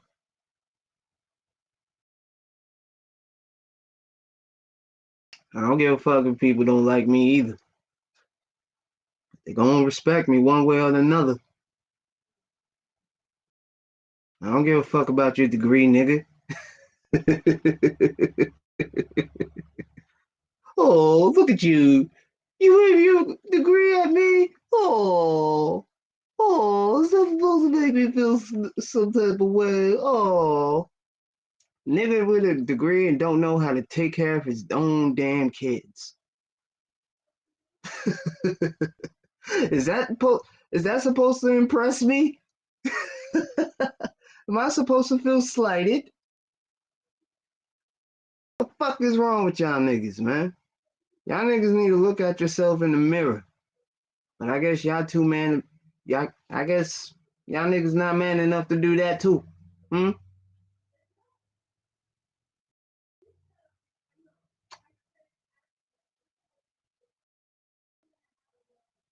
I'm just saying. You know, I'm just saying. Shit's ridiculous. Get it together.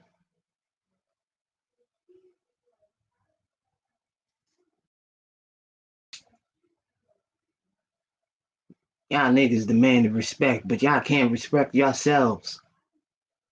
Don't even have no value in yourselves.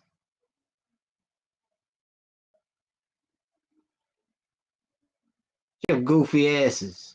Sit down.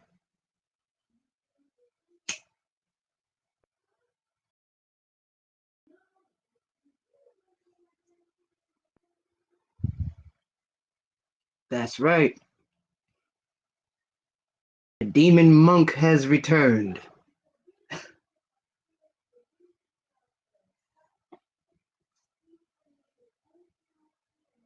don't think I don't know. I know. The shinobi spirit is watching.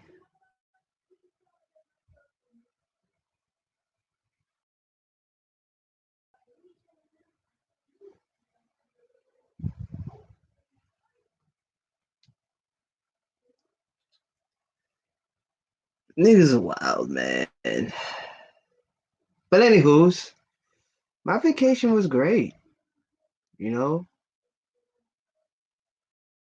very chill, very chill. You know what I mean? Hung out with good people and their kids. You know what I mean?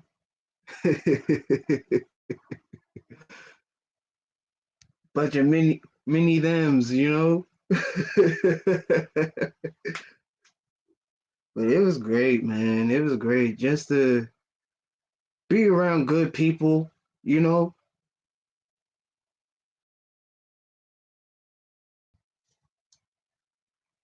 Oh, look at that.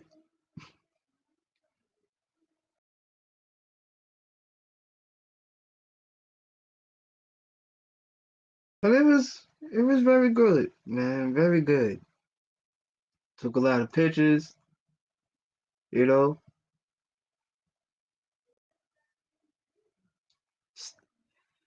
You know what I mean? So a lot of so a lot of interesting things down in my stay in VA. And boy, whoo.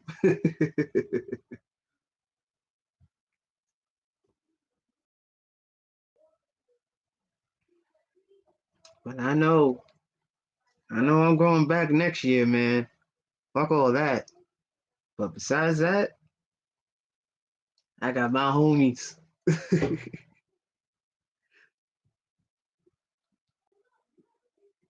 Got my partners in Queens, you know what I mean?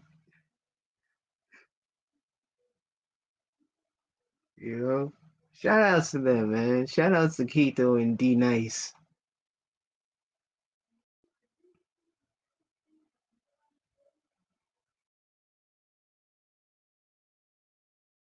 Like, on some real shit. Shout outs to them, man.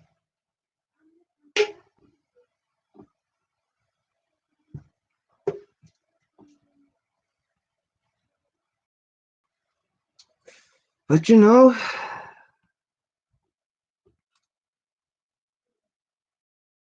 we're gonna get back to the regular schedule program, man. Just that I had to take care of a few things. But, you know, we here. Sir Obadiah's here. So, you know.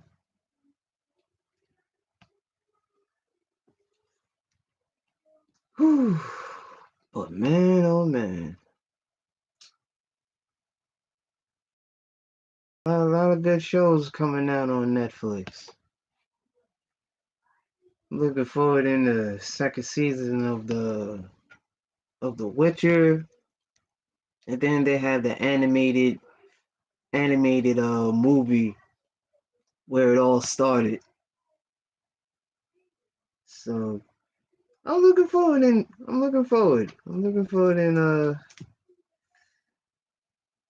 the episode and the movie, the animated movie. So that shit's gonna be fire. So I'm looking forward to that.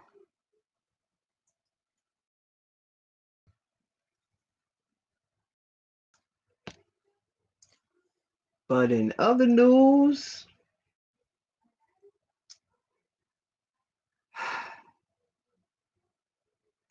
boy feels like a brand new man. You know? Feel like a brand new man, yo. You know what I mean? Gotta finish making this beat. Didn't really have enough time this morning.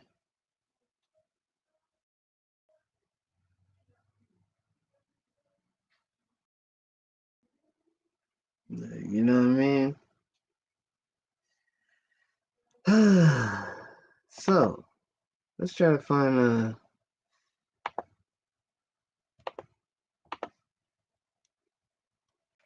a perfect drum break. Excuse me. All right.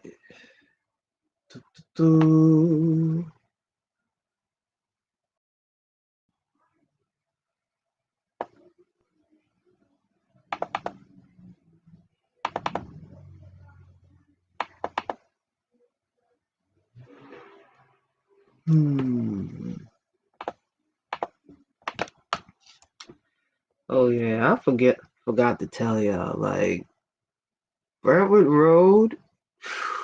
Woo! Let me tell y'all, man. Brentwood Road is pretty wild. You know, on the weekends you might catch a few, like a group of bikers treading, popping wheelies and shit.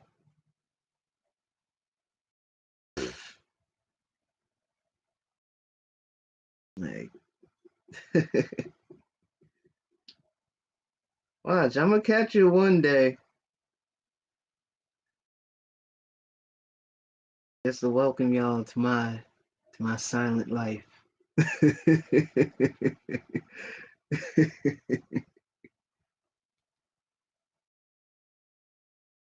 You're welcome.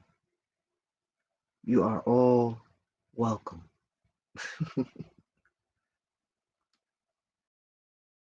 Don't thank me. Thank yourselves. You know.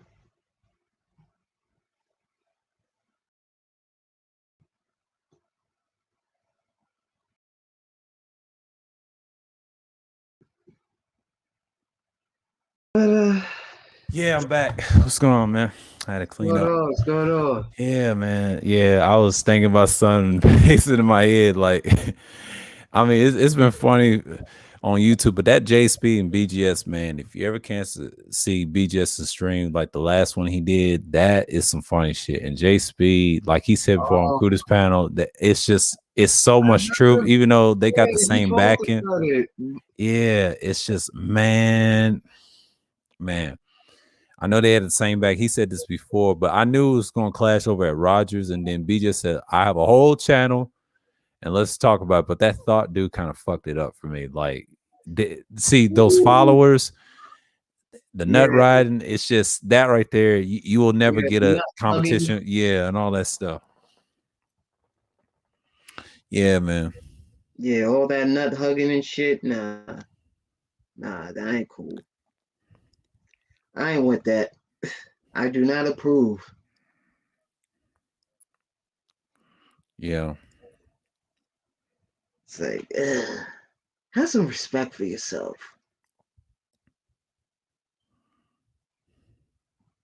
You know? Yeah.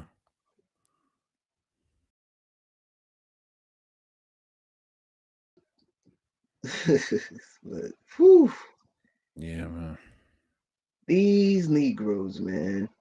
Yeah, they funny at this point, but it's just sad, but yeah. And what he said, they talk about the women again. Y'all talk about women more than them do. I know 2.0 does because that's their thing. That's their gynocracy. I know why people can't stand BGS and then with the gynocracy. I told you that's 2.0 and all that stuff. Yeah, Yeah, I and they do the same thing too. So it's like y'all come from that same cloth. They're mad because it came under BGS. So we didn't have that problem. I don't talk about them on my channel because it's no need. Like they got it. They got the game right now. Like I ain't saying game like game, but they actually got it. You know, they know how to finesse to. See, they've been on to the P shit. They master it. They mad because there is such things as lady pimps out here. A lot of people don't know that. But it's, Lord, yeah. fucking myth. Yeah. They try to say it's all men Like pimp. a No. fucking myth. Like, Yeah. are you serious? Yeah. They think ladies can't be pimps. So I said, shit. There's pimps and there's madams. Yeah, there's madams. Call them lady pimps, whatever you want to call them. But all I know, lady P's, lady players, they do the same thing. They try to say it's a myth. They don't exist. I said, they exist, bro. They finesse niggas. Yeah. I see it all the time. And it's sad, but it's just like they try to say, well, back to the women again. Well, that's what they all talk about. Like your followers want you to talk about it. I mean, like 3 syllable in there in the chat and our new stuff, man. That dude's funny, man. Him and these niggas, they are so funny, man. I don't take these dudes seriously. Yeah. The mud flapper with the suit. You know who he reminds me of? He reminds me of that Mukex commercial. Yeah. Mm-hmm. He's a crybaby, man. Like, same one. But Edward Anderson had him on the panel, man. I was like, oh my God, man. Grown ass man crying. I ain't never seen this before. Like, what is this? MOT, you cry about more women than anything. Like, what If you is don't, he may not do it on his panel, but he does it on someone else's. By nobody gonna mention your name, nigga. Yeah, you talk about it. You used to be over at Cool to stop it, nigga. Them niggas is fake, man. I'm sorry, them niggas is fake. I don't believe you. I disagree with that. Them niggas is fake to me. Your action says another thing, but okay. It's okay. Like, what's going on? It's a 3 syllable. What's going on? Right, baby ass. I mean, he's funny as shit. I don't take him seriously. Like, dude, you funny as shit. Bitch, I'm a baby. Mm-hmm. Like, good Lord, man. It's like unbelievable. Like these are favorite people's here. Man, they ain't studying about dude, man. They don't mess with 3 syllable, man. He's a crybaby, man. That's all he I don't really take dudes seriously like that, man. It's so funny. He said he's a DJ Cuda fan. I don't want to hear all that shit. He's mad because Cuda's progressing and this nigga's not. That's all it is. It's just, and I talk about different things. I ain't talking about that weak politics shit. They would never challenge the whites that are conservative that sounds just like these niggas in these space, and they ain't gonna do it. They're cowards, man. I can tell who don't have never challenged a white person before in these spaces. They don't. I have. That's why I don't talk shit about them now, because I let them sweat it out, man. Like, ain't nobody talking to you. I still got the jokes. I won that. Y'all lost in the chat. Y'all lost on. I was on other panels. I don't need to argue with y'all because y'all like to scream and yell. I know what y'all do, man. It's a tactic. See, they don't realize that other people don't like them either. It's just, it's a natural thing, man. See, y'all gonna see this fall how they gonna flip. I already know, man. It ain't about this other shit that Kuda's talking about. No, they gonna flip hard. It's a pattern what they do. They hate Kuda to get the numbers, right? But if it doesn't work, they be killing each other. That's what's gonna happen. I ain't gonna worry because I'll be talking about something else on my stream. I ain't worried about this shit. I don't care about them niggas. I don't care about Aegon because Aegon, I don't fuck with him like that because he did some whole shit and try to tell the old boy over there, yeah, like that. I don't fuck with that nigga, man. I never liked him. Always hated him. He's the one I hate the most out of all them four. Drawing him, I'm semi not cool with him now with the anger man threats with his grandmother. I ain't with all that weak shit, but I let him hang himself on that. That's some whole shit. Yeah. It's just like what bothers me by Aegon, and I'm glad Third Ward brought it up. That nigga's a fraud. Like, I don't believe he's from Philly for real. I just don't. It's a fake northern dude. He's probably from Lancaster. He's probably from Lancaster, like that DJ said off Star. I forget his name. He said that nigga's probably from Lancaster somewhere. Yeah, I don't believe him. I do not believe that nigga. I don't take him seriously either. And it's just like he's a yes man. He used to go at Angry Man too over at Kuda's panel. I forget that stream. I need to see that, how it all led up to that. And it's kind of funny too, because I know Kuda has that stream. And that's glad somebody clipped it. And I think Kuda wasn't on that panel that day. They had the Bishop, had everybody on there. I think all the masculine mercenaries and that's a good stream. But it was a classic. But him and Angerman went at it. So yeah, man. Yeah. Yeah, man. We need to stop fucking with him. Yeah. I just saying, like, that was back then. He said, "Bebop and rock steady." There you go, his weak ass jokes. Fuck out of here. And they whooping your ass and they get you tight, man. They like see Trey gets on the dude's skin, but see, this goes back to last year with the political stuff. Like, I already know his problem with them, and nobody likes him over there. No way. So yeah, it's gonna be another fallout with him and Mr. Fitnell. I see it because when the fall comes and the politics come, because I already know what September's gonna be. The women is just a buffer distraction. When it comes to September and the winter, I know what they're gonna talk about politically. I already know because the politics in Georgia I'm focused on and the jobs and all that. I already know what time it is. These niggas ain't really producing anything. Nobody's watching their content, so they got to get somewhere. Platinum's gonna be okay. We're gonna be okay, and everybody else is just gonna suffer. So I already know what DS1's gonna do this fall and all that stuff. So it's gonna be some things moving around. Yeah. It's always something. Ramil's gonna be fine. He's just going through a phase with that Taz shit. See, Taz ain't got no content. He's losing type of views. Talking about the sphere like that, Taz ain't got no content either. Only content he has, yeah, he breaks stuff down, but he doesn't have no real content like that. Now he's good, but he can be questioned. Like I can tell you that. I mean, I don't really take him serious like that. Now his trolling is on a whole nother level. I give him that, but outside of that, not so much. I've seen his content. Yeah, it ain't all that. No, he ain't the king of content. Anybody can claim that. Yeah, anybody claim that. Andre said, man, or was it some other dude? Some of these niggas bit the pill Yeah. and took the poison. Yeah. And that's the problem with individuals like that. You know, Taz always gonna be stuck in that rut. If he keeps going at dudes and just not think, that's just, you know, and I had to agree with Miss Fitness. Yeah, he's taking L's, but see, people gonna respond back. It's just like, see, his wife is on display by Red Supreme right now. I already know what Red is doing, but Platinum dissed him on a CUDA panel once. But see, it's certain game dudes don't get along, but at least they can be cordial, unlike them niggas. But that's why I know that's the difference. And you know, but they're not gonna go at each other. See, they try to find a hole like that. They try to, but it ain't gonna work. They can be reasonable and be on panels. Now, them niggas over there, no. It's always tension and argument, and then they'll throw shots at each other with videos. And I stay out of it and let them be silly. But the spirit's been broken, you know. And I'm gonna do me. Because I laugh at these niggas deep down because I don't really take them that serious. I just really don't at the moment. And yeah, man.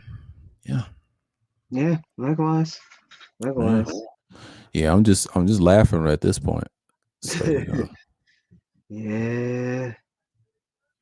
Yeah, I guess Act 2 of this summer's Manosphere has been been getting pretty wild. He's acting like sluts now.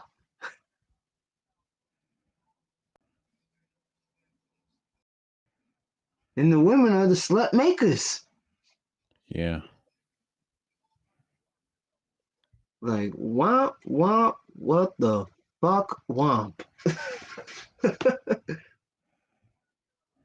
Boo. Yeah, man. Go to like saying, yeah, the mic motivates me to do a lot of things, but you know, yeah, it helps the content. You know, I'm working on gear and stuff, like little stuff that he does, and I can do some on the outside. I'm just looking around and I saw that G track, man. I said, man, it looks nice. And I was looking at different tech stuff, and we was talking about that yesterday. And I enjoyed it. Now, War Master's a good dude. Like, he tells it like it is. He's straightforward. You know, he's a military guy, and I get it. You know, him and those guys. We was talking about a lot of shit. Like, we was having fun. But that baby auto tune was funny. I'm not gonna front. I'm not gonna front. That's priceless. Yeah, man. It's a 10-hour stream. I'm glad he kept it up, but god damn, that was fun. I always watch his streams how I sound like on his panel, you know, and I always do that to see how I sound and things like that. That's the whole purpose of me doing that. Like, it's a habit. I'm gonna mention that in one stream. I think I'm doing like the Friday special madness. I think this week. Ooh. Yeah, just have fun. You know, it's just like it's kind of like Sunday chill, but you know what I'm saying? It's the madness of it. But yeah, it's my little madness. Astrology, signs, and death. Yeah, that I won't do that one too again, but I found it as everything. That's gonna be a little long one, but it's the afternoon. History of Hawaii, that's gonna be September. Yeah, because I don't know what I'm gonna do the rest of August. At the time, on time my shit. Yeah, I said Friday Madness on September 3rd. Yeah, I'm gonna do it that. Yeah, August I'm just gonna be chilling. Now Friday, I'm available Friday. If Takuda does a third shift Friday, yeah, I'm staying on the panel. I'm good. I'll be a panelist that night because I'm good on that Friday. Yeah. Thursday, I don't know what I'm gonna do. I'm gonna call it something. You know, I might have to schedule a stream on that Thursday. I don't know. We'll see. It'll be out of the blue. Everybody was like, what? He got a stream? I'm like, yeah. No, you got a stream. You got a stream, nigga? You got a stream? Oh my God, that nigga got a stream. He got a stream. Oh my God. Oh dang, I'm getting subscribed. Who's subscribing me, nigga? Oh, he got subscribers now. I got subscribers now. God damn. Niggas getting love over here. He getting little love. Oh, look at him. I said, look at that nigga. He getting subscribed. God damn, he's getting dumber. Look at him. He got all these. He got all subscribers. He got Yeah. that microphone. Yeah. He's got gear. Oh my god. Yeah, man. Oh, I'm just cooling.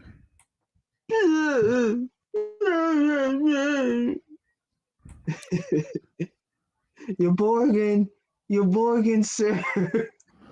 Yeah. You're Borgin, buddy. Like, He's- Yeah. They were saying that I was Borgin. I wasn't. Oh. Big Arthur James. Lessons. Oh, Big J got a straight. God damn.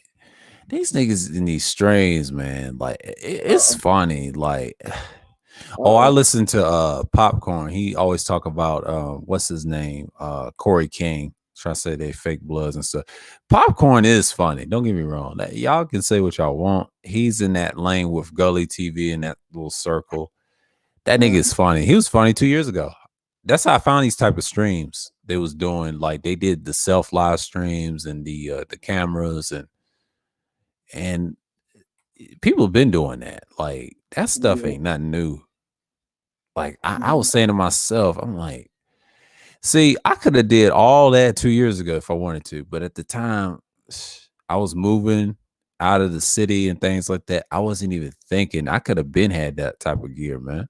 Yeah. Yeah, man. See, I could have been no Cuda back then, but see, I didn't know like that Manosphere shit. Like it was around, but I was slowly coming back to it, and then I'm glad COVID kind of came, and I had to think about it. I became a panelist, so people was doing these type of content. I was like, I was joining panels, looking at live streams, and I was in the chat the whole time. But when I finally got on the panel, over at Wackies, that's how it all started. And then it got funner. So yeah, I've been on every panel and every stream and had the headsets and things like that.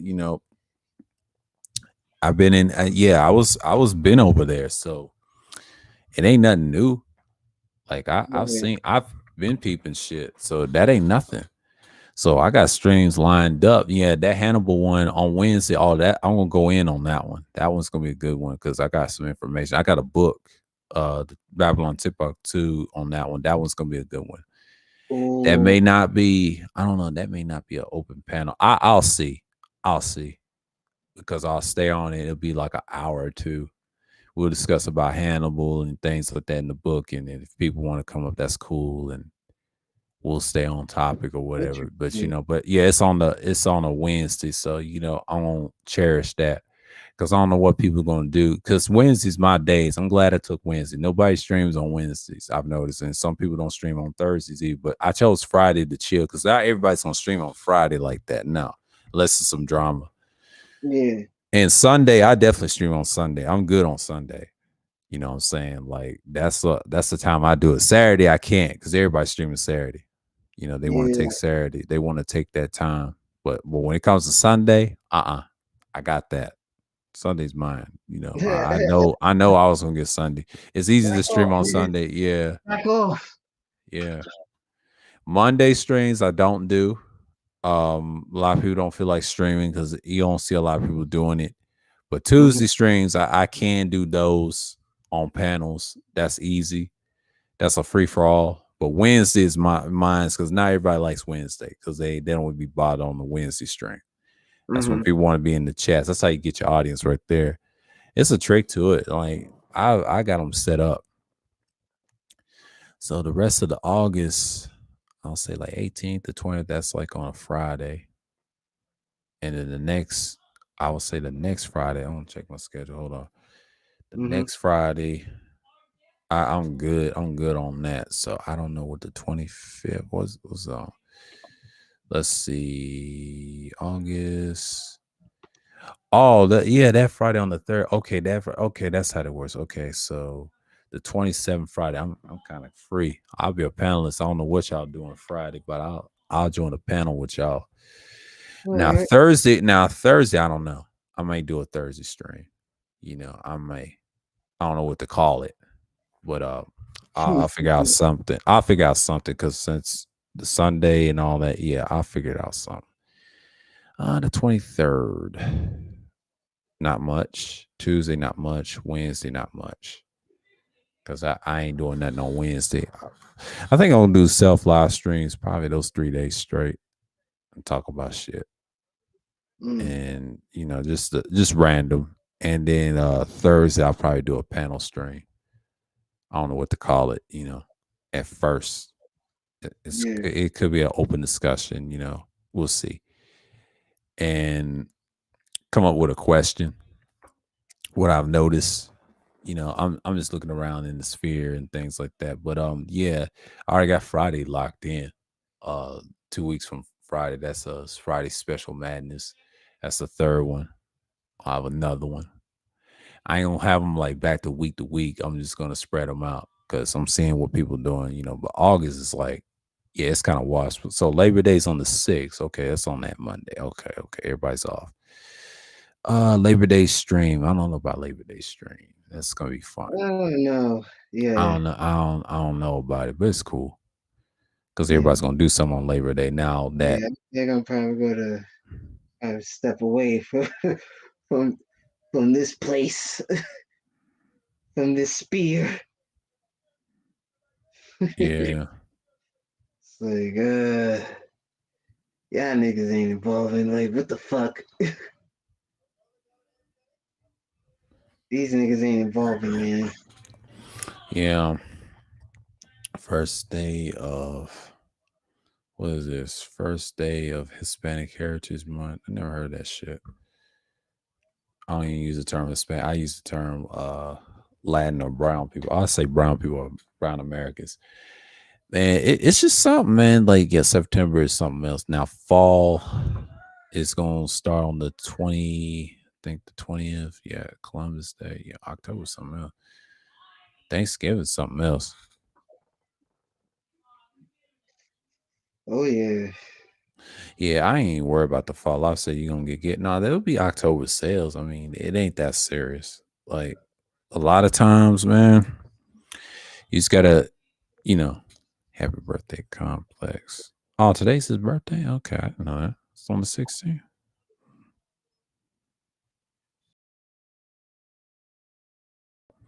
Yeah. Indeed. Yeah. I want to say right, Bruce. Yeah, Bruce is cool. Almighty. He's cool. Always liked him. He's always in Charles's chat.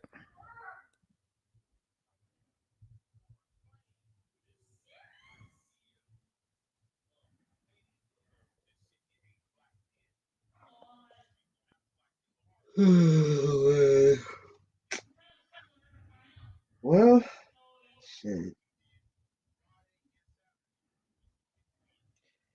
It's gonna be an interesting year. Yeah.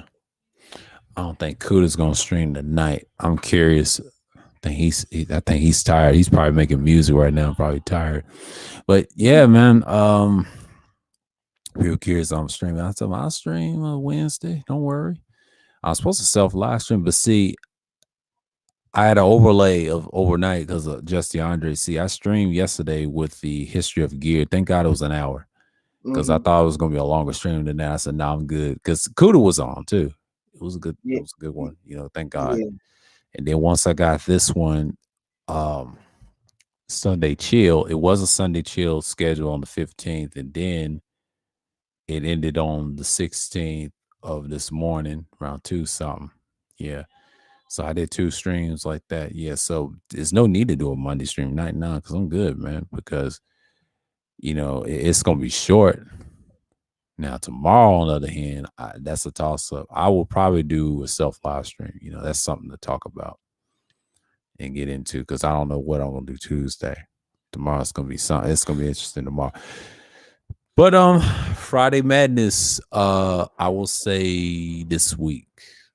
That's gonna be the number 2. That's gonna be funny. Like I did the first one. This one's gonna be like a free for all. Thursday, I don't really see. I don't do Thursday stream. That's the thing about me. I don't do them because that's a toss up. It's like Tuesday. You don't know who's gonna be streaming what's what. You know. Yeah. Yeah, I'll be a panelist on those days. Now Thursday, I can do that. Tuesday, I can too, because I'm moving around and all that other stuff instead of the Manosphere stuff. But yeah, I ain't got no issues of streaming those days. I just don't do them regularly like that. You know, usually my days is like I already picked them.